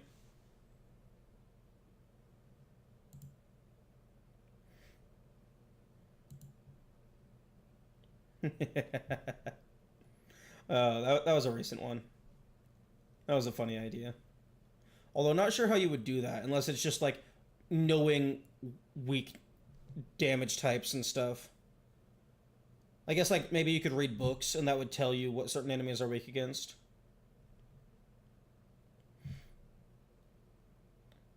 But yeah, I have like at least like 3 folders, like 2 to 3 folders of just game dev inspiration notes that I would like to sort by like category and stuff. Physically gain new attacks and skills by doing stuff the lore tells you to do.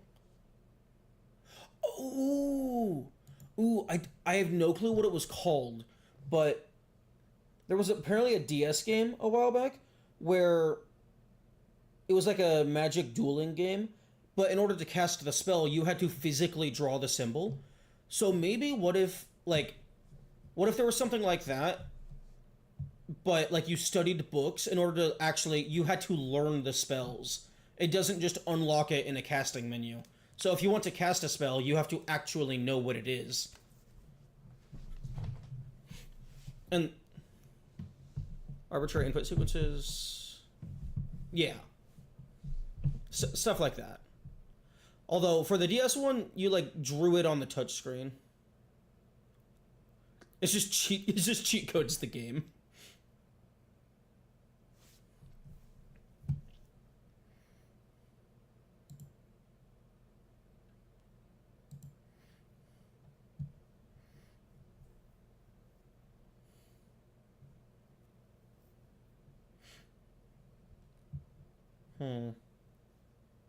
But yeah, I just see puzzles everywhere, which is kind of detrimental sometimes, especially if you're playing a game that is very much not a puzzle game.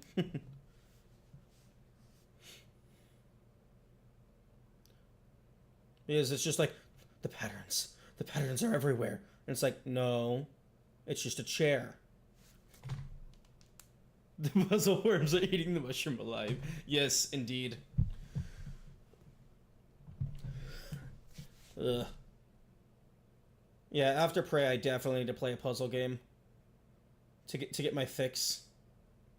I'm not insane. There are games where this stuff is relevant.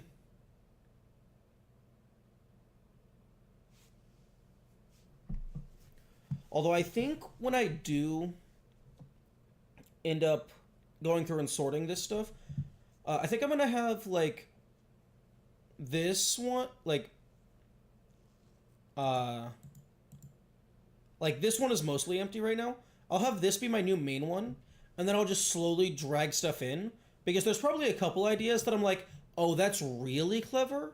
I want to hold on to that for myself, and then not show that one on screen.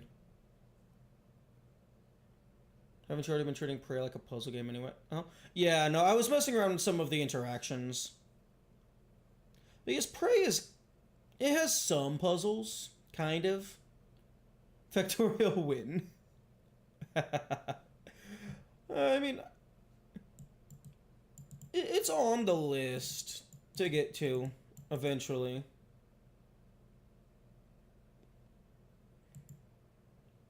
Although, I think I might go back to streaming on Fridays because I'm actually becoming aware of my finite lifespan because it's like, damn, these games are taking a decently long time, and there's a lot of games that I want to play.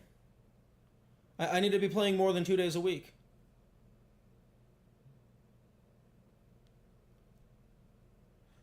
Optimally, I would get to the point to where I am actually able to do this full time, so that I can stream every day, and then I would be blasting through games.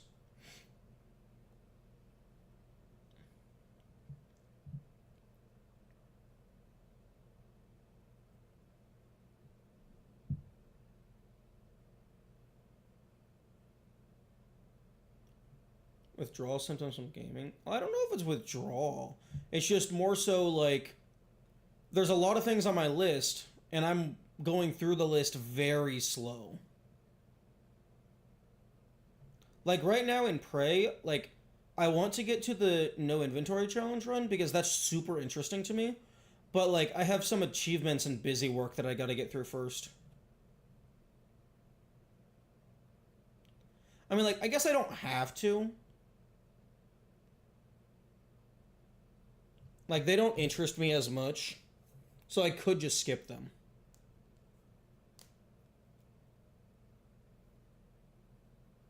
Go for shorter games instead, or call it quits on uninteresting things.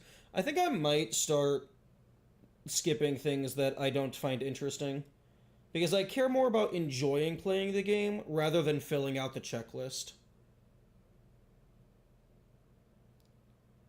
Because like I don't care about achievements for the sake of achievements. Like I don't care about the big meta game of like the massive checklist that is like across all platforms. Like for me, achievements are just a list of things that the developers are encouraging you to do.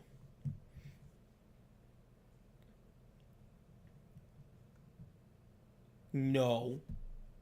No, spoilers are cheating. And also just I genuinely feel like actually upset when people spoil shit. So like no.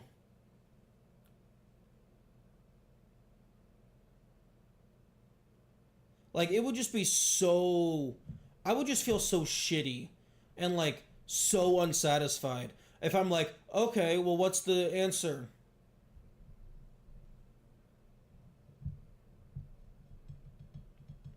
Because then one, you're not working for anything. So there's no effort put in. And like you don't get to solve anything. And then like alternatively, if you're just like looking around a room and like you don't even know there's a puzzle and then someone comes in a chat, it's like, "Oh hey, look up in the fucking like third rack from the right. There's a passcode. You put in 11285." It's like, "Okay, I didn't even know that vault was there. Fuck you." And also like let me explore. Let me experience, let me play the game. Like like why are you watching somebody if you just want to see your actions flow through them? You should be watching somebody because you want to see how they play the game.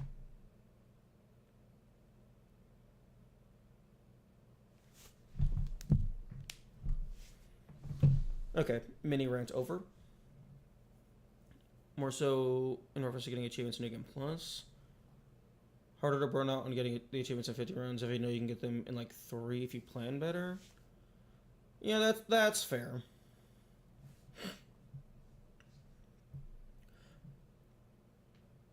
Yeah, I suppose like routing and stuff. That would be smart.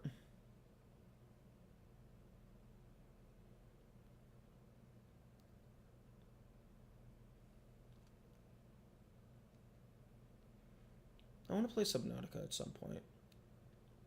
Subnautica sounds fun. It also has a cool scanning mechanic.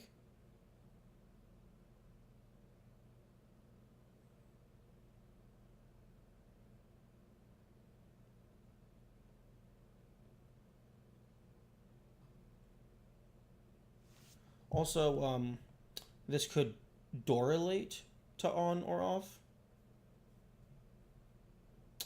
The that should say correlate. No, no, no. Subnautica's gonna be fine.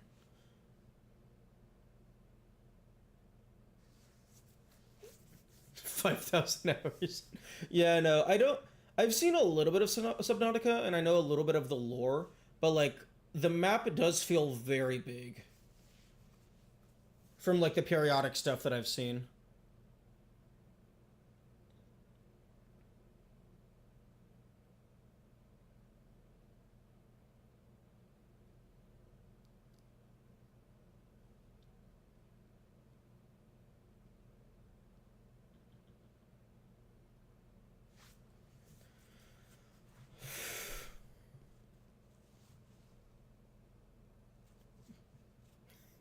You know what? It being finite is actually worse. Like an infinitely generated procedural world, like at least you like there's only like a few things that actually matter, and then it's just a bunch of mismatch. But no, the entire map is actual content. That's why I said it. No, I know I was agreeing with you. I wasn't stating the same thing that you said.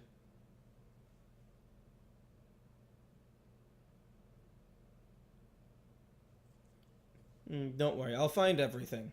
I'll just get out the digging tool and delete the entire map.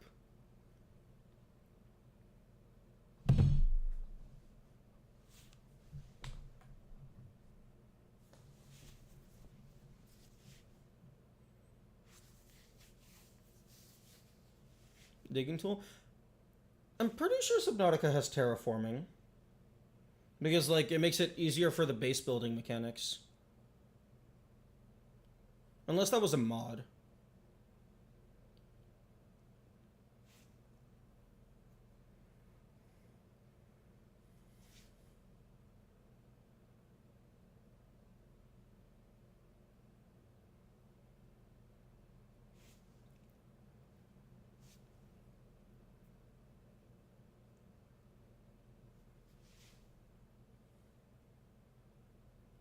Terraforming was removed like 8 years ago? Wow. That's odd. I mean, I guess maybe to avoid sequence breaking. But that seems really weird that they would remove such a like a big mechanic.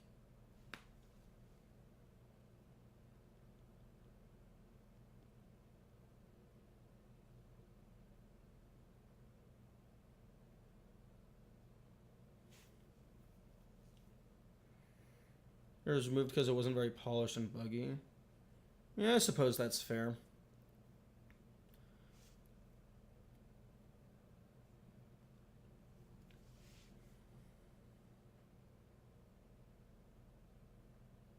And like, I guess if it's not the primary focus of the game, then it doesn't super matter. Only in beta and never made it to full release.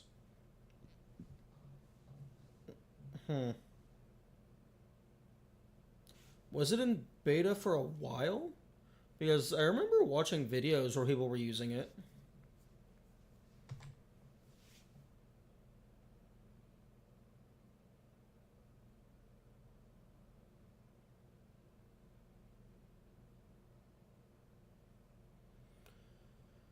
You could also find destruction fishes did not respect the changes. Oh. Oh, so like. Oh, so like the changed geometry would only be impacted to the player model?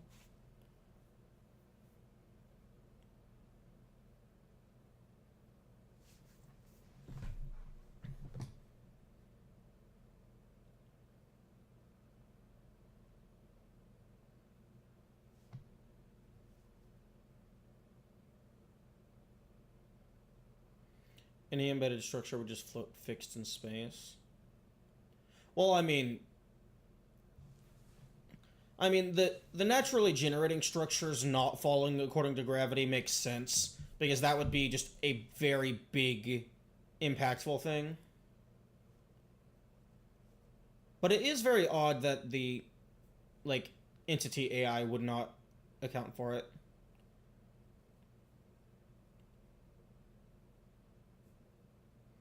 But that does sound funny. Just like, oh no, this monster's chasing me. Let me just dig a hole real quick.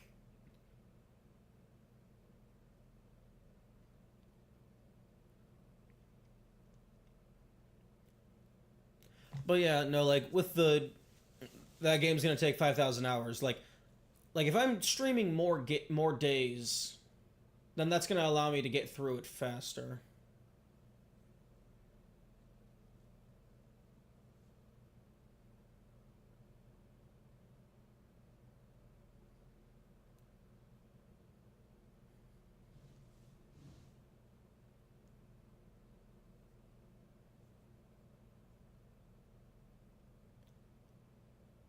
I could potentially go back to doing gameplay play streams on weekdays. Like I do want to keep like doing this and learning, but it doesn't really feel like I'm making much progress. And then like my brain freezes up. And then I kind of just stare at my monitor for fucking 5 minutes.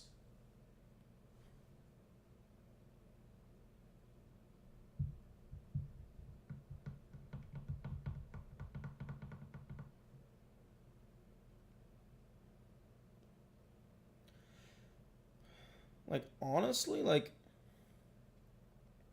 I do truly feel like I would do better working on a team rather than individual because one, like I'm just really good at looking at other people's stuff and thinking of ideas, but also like having other people there to constantly like bounce the mental off of would probably be effective at staying in the flow. And then like alternatively, like maybe like instead of like trying to build my own game, I could be helping with somebody else's game. And then like they just tell me what to do and then like oh, I figure out how to do it rather than trying to come up with stuff on my own. More so that you're going without a goal. Yeah, that's also a big part of it.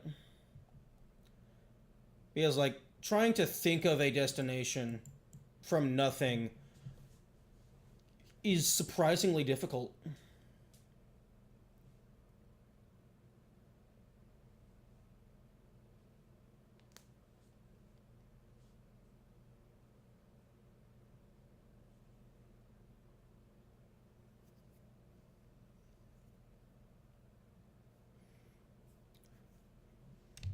Like I guess that's why like when you're starting out people recommend that you just create a clone of a simple game because it's simple so it's easy to make, but it's also you have like a definitive objective.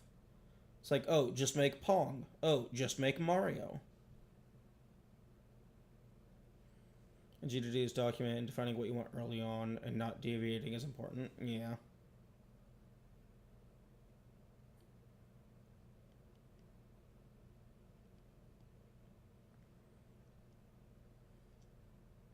Rather than trying to make it up as you go.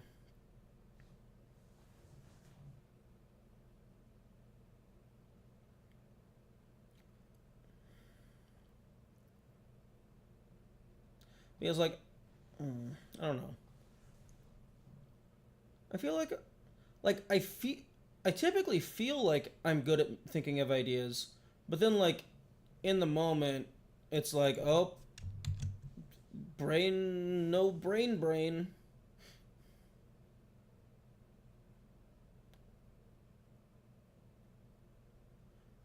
You need a lot more flexibility and game experience to pull off making it up as you go. Yeah, I suppose that's fair. Like you have to know what you're doing before you can just go in without a plan because then you actually have the experience to be able to react to stuff in real time.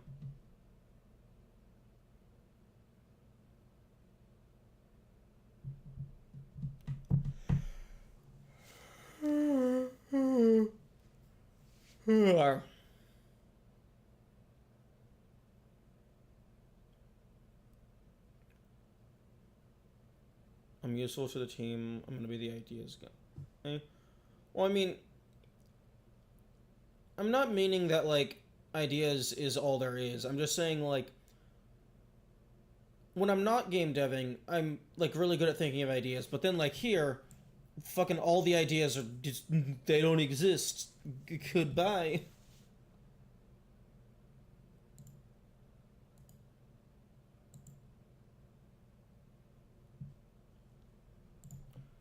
Yeah, having the ideas work together is definitely a big part of it.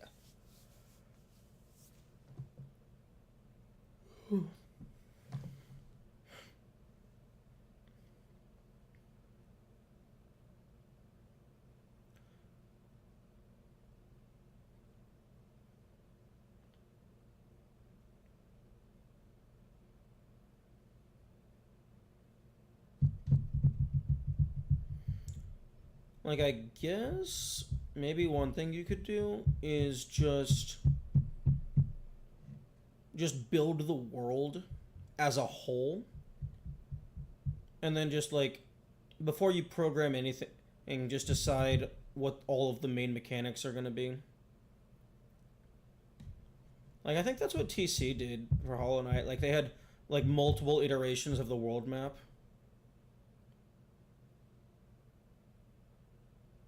If you think, what do I want to play, and then going from there.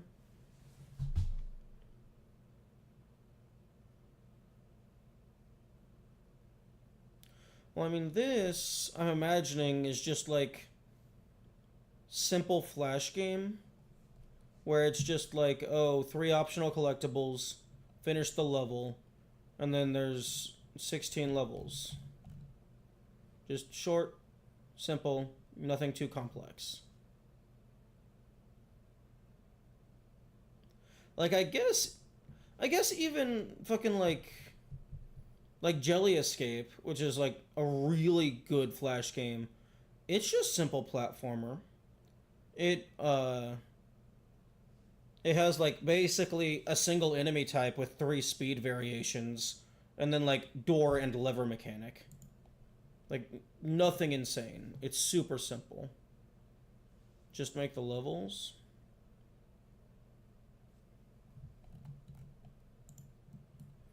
Yeah, I suppose. But I mean,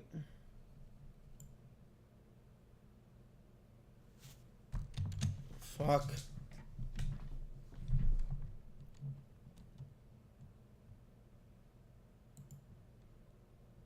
Like, fucking no brain idea. No, brain is not fucking doing anything.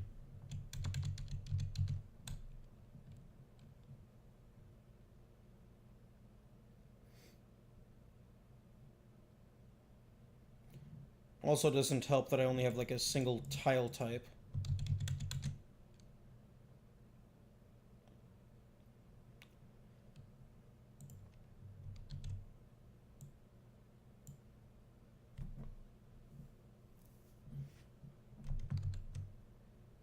Starting it by game, very robust about defining gameplay loop. Well, I mean, the gameplay loop is go through the level, go through the level, go through the level, go through the level, go through the level, go through the level. Oh, you beat the game. That's the gameplay loop.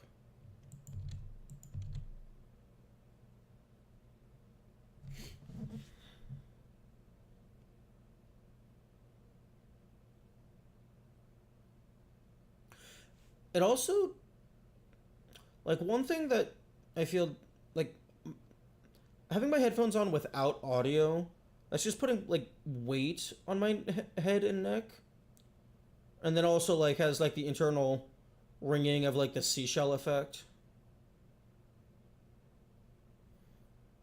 You have a timer, is the idea to get through as fast as possible? No, the timer is just there for if you want to get through as fast as possible. You just put down the headphones.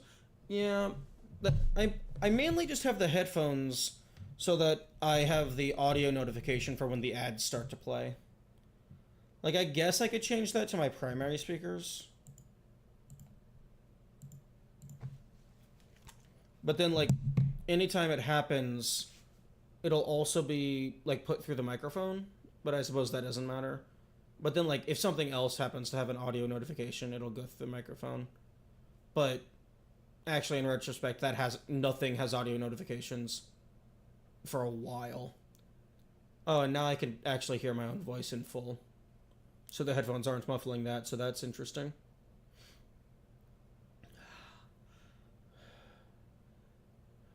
Ooh. it's it's very different audio tactile sensation. Like, voice sounds completely different when you don't have the muffling.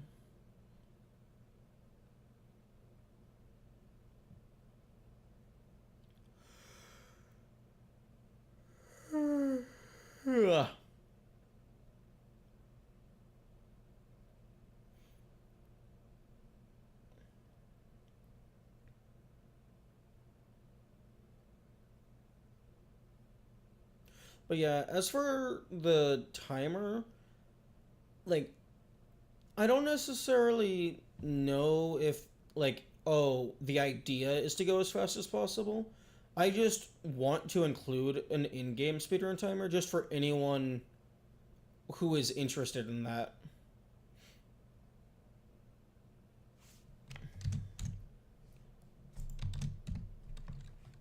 Because like if you have a speedrun timer, that just encourages people to speedrun and competition and stuff. I was just including that because that's just a nice community feature.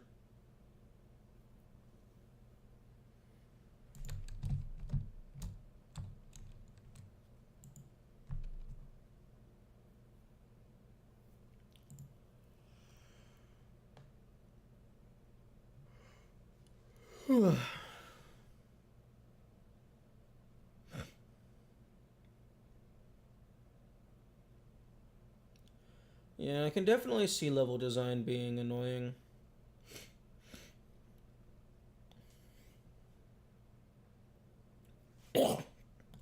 Yeah.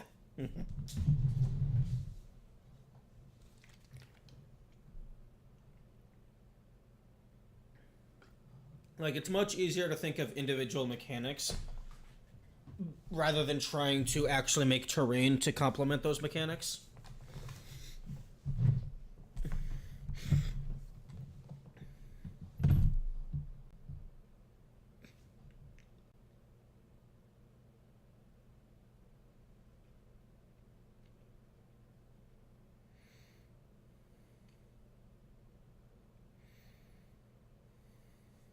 Hmm.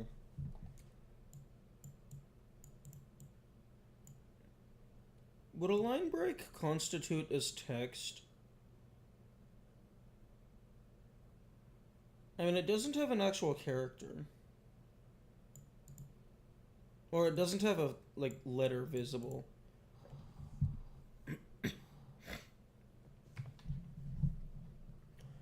But a pushable block.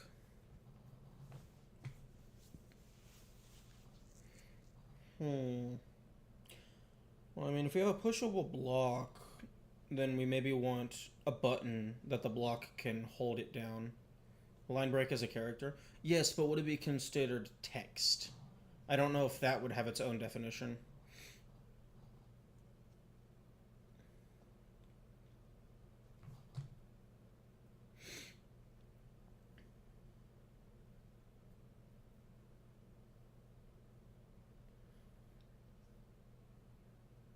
The absence of letters in a text is still part of the text.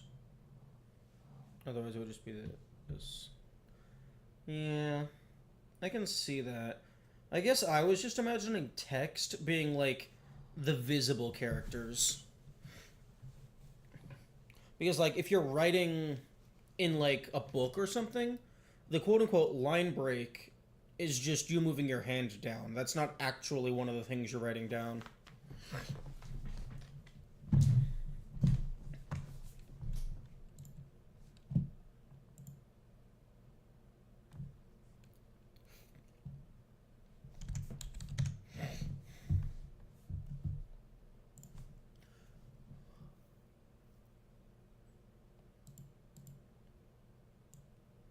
Oh my goodness. Godot, let me expand this text box.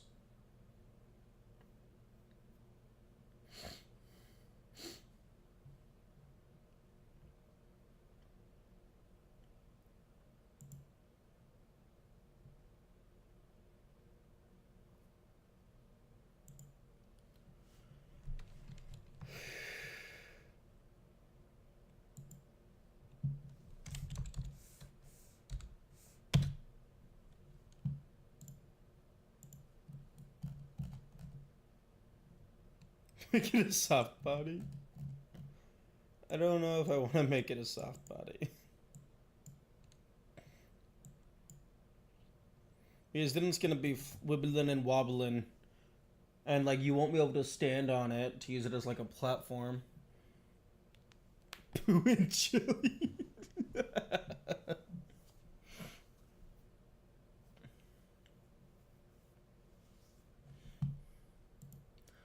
I don't think a soft body works well for a push block.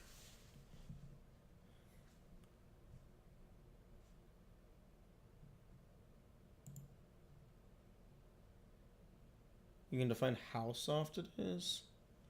We want a stiff shit.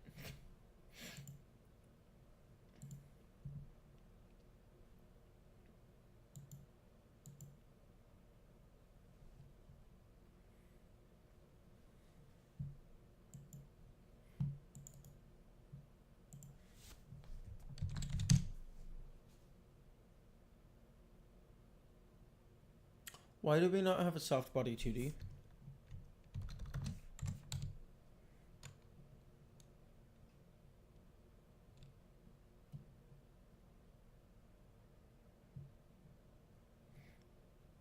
I thought we did have a soft body 2D. I thought I pulled that up at one point.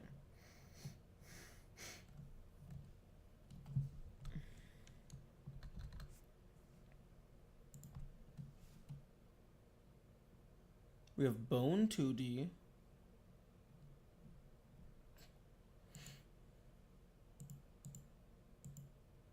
It's a plugin? Brother. Godot. Fucking push to master. Just add it. It won't break anything, I promise.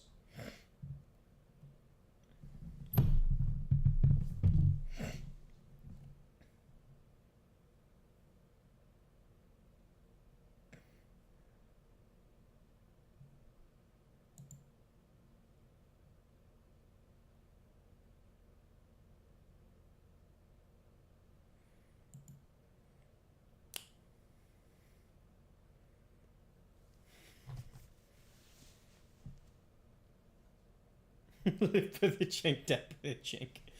True. Okay, well, I guess we're having fucking brr brr brr brr.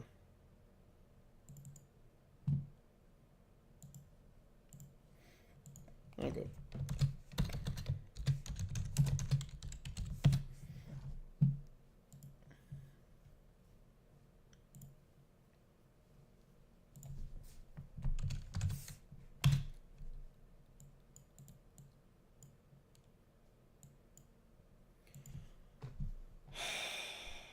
Wait, no. Oh, this thing doesn't need an area 2D because it's not actually detecting anything. Collision. Mask, terrain, player. You know what? Actually, enemies too, because that's not annoying.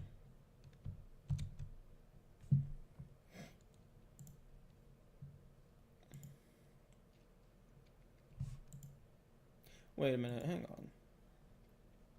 Can I just...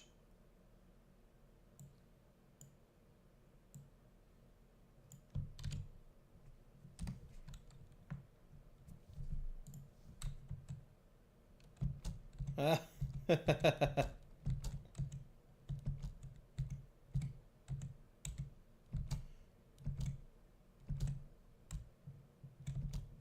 It just works.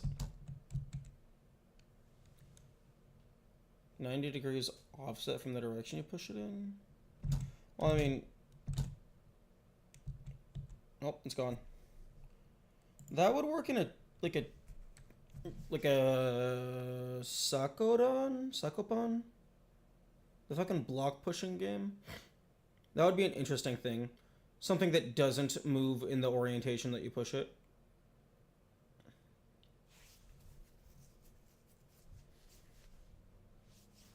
Like Baba. Okay. Do do do do do do do do do do do do. Okay, so rotation. How the fuck do I lock you?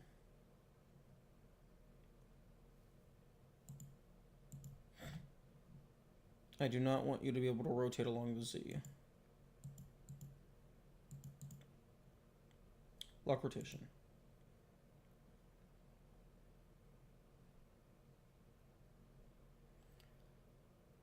World planes to the levels to avoid the cube facing through the ground. I have a world plane. It's just it deletes everything that passes through it.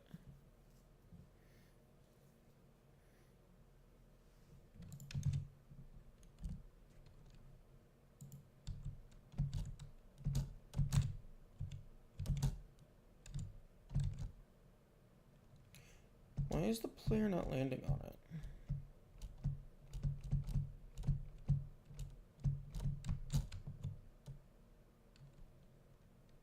On the same level as the cookbox. What the fuck? Oh, it doesn't count as terrain. Do do do do do do do do do do. Do do do do do do do do do do. Oh, but now I can't push it anymore.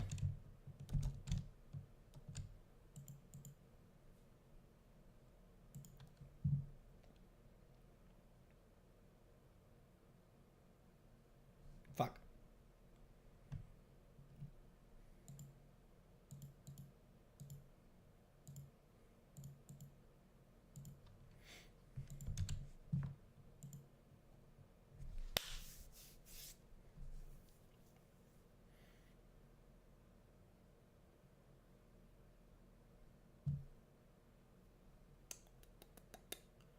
World plane on the same level. Cookbox is the guy who Dosh say once. I don't think I know who Dosh is.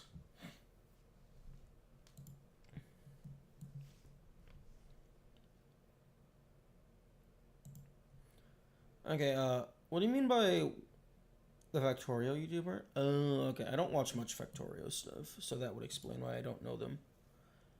What do you mean by world border on world plane on the same level?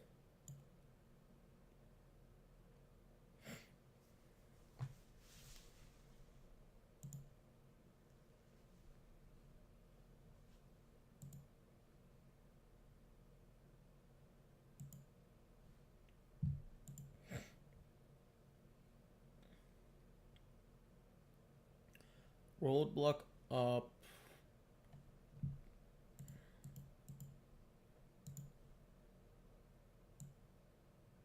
Like that?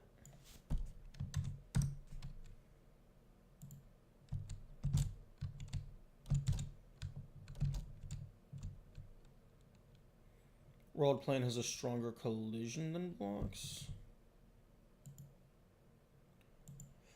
The world. Oh no, wait. This isn't. This is a death plane. This basically just means anything below this, regardless of X position, triggers. It's just a kill box with a world boundary collision shape.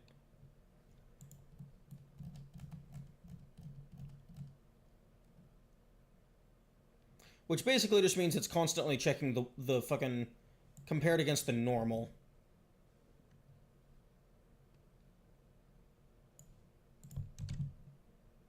And then I just gave it my universal kill box function.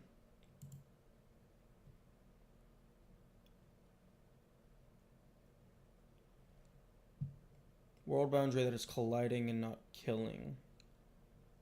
Oh, so just an infinitely large platform?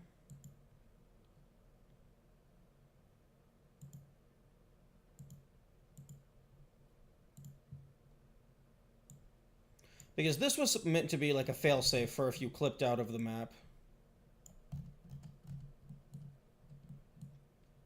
Although if I made another one above this, if you would just walk on top of it.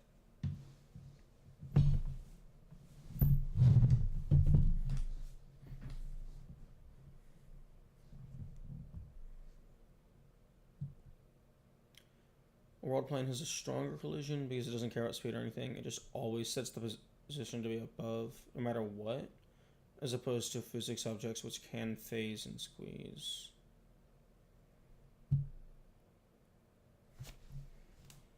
So I don't think I understand.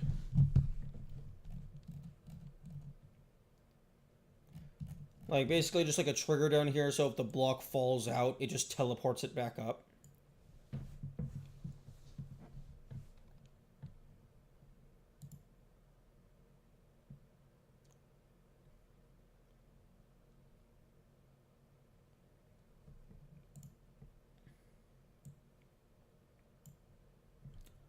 Two objects overlap, they explode. Yeah.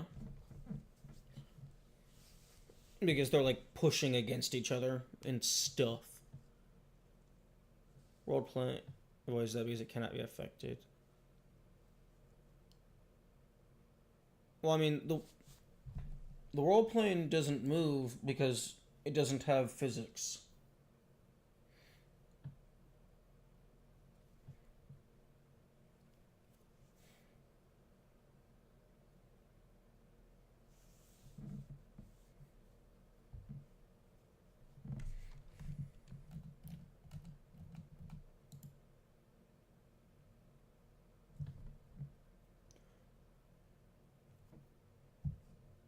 And like, I can't put a world plane on top of the box because that would break everything.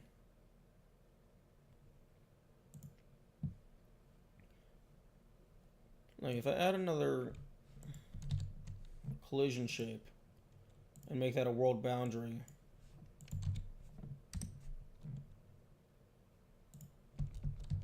Nope, it just deleted the box.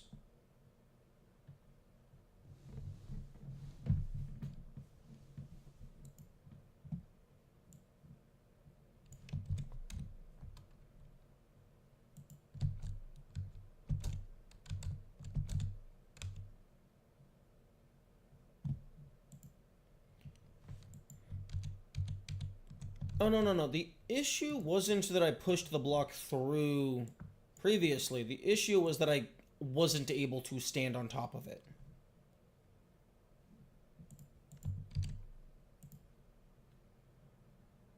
Like, if I go back over here and I make it not be terrain, like, I can just phase through this entirely.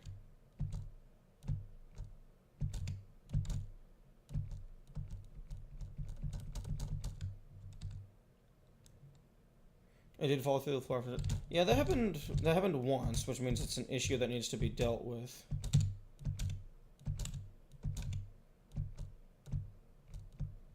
But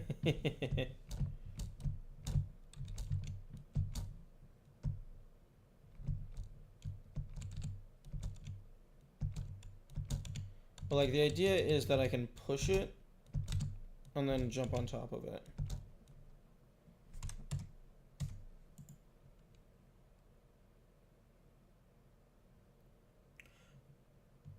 To add world borders surrounding the box. Okay, the way...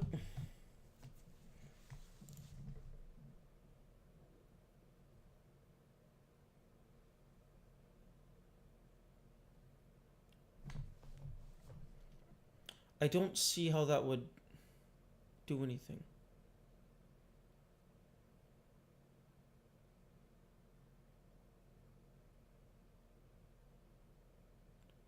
Because, like, a world boundary is just an infinitely large area.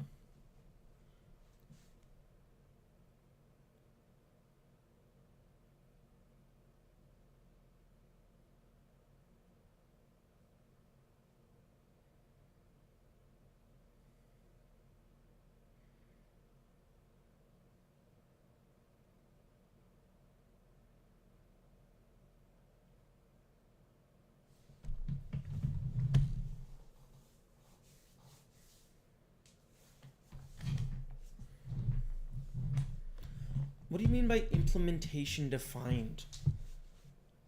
It's just doing whatever they decided for Godot.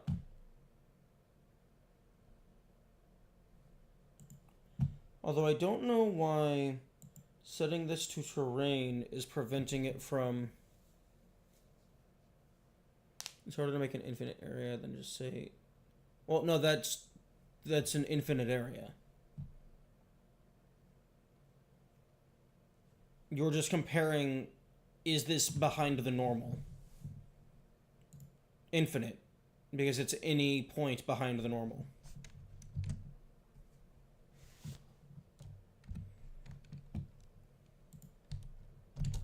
I don't get why I can't push you anymore.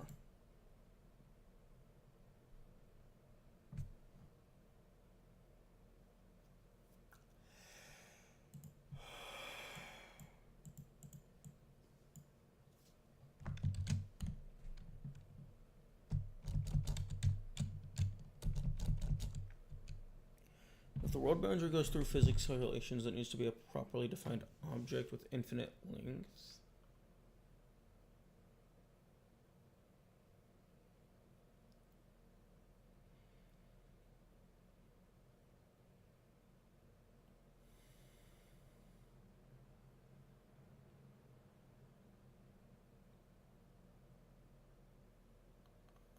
My brain is fucking tired.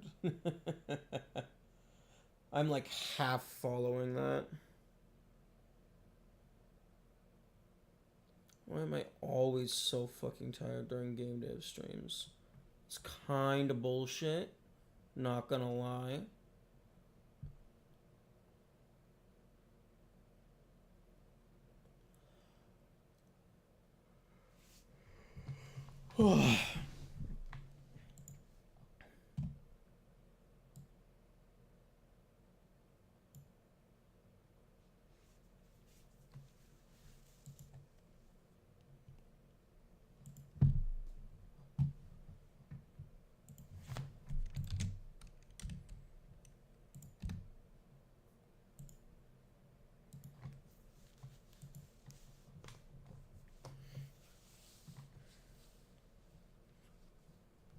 Every single object should be on the next frame. So an airness, if y is greater than 0 equals 0.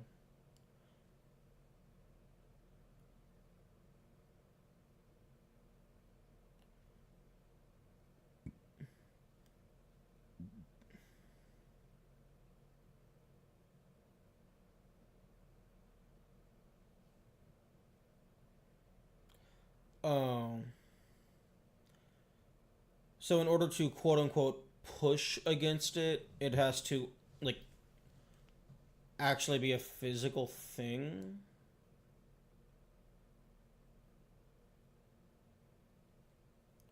Ads will begin playing in 1 minute. Oh, shut up. Ugh.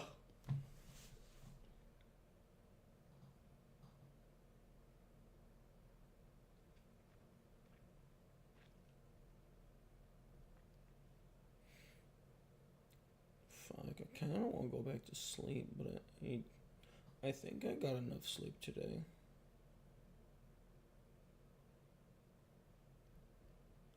It'll be a block like any other with infinite length. Well, I mean, you can do that.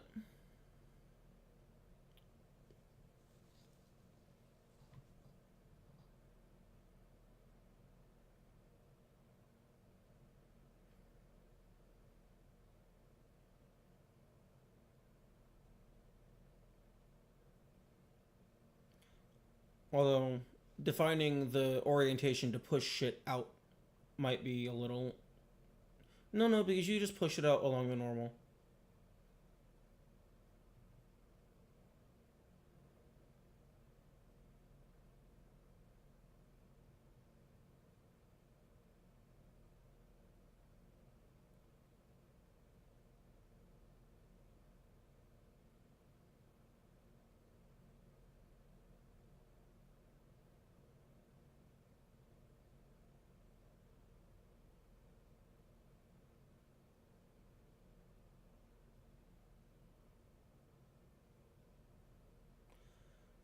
Here's what you do.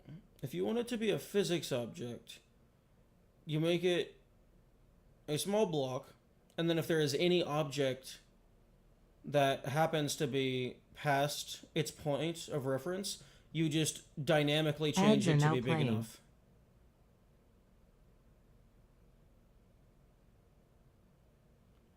So it's not always infinite.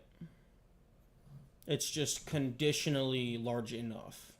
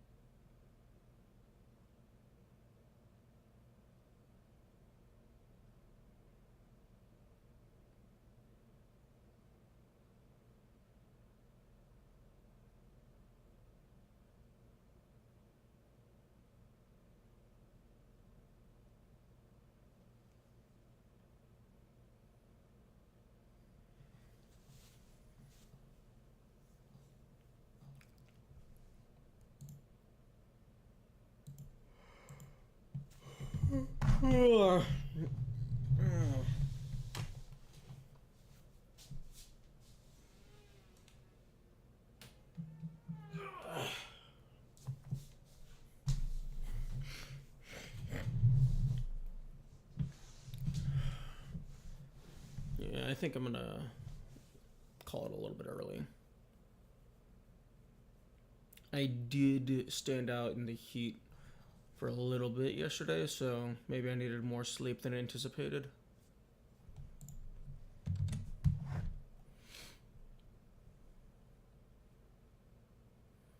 Okay.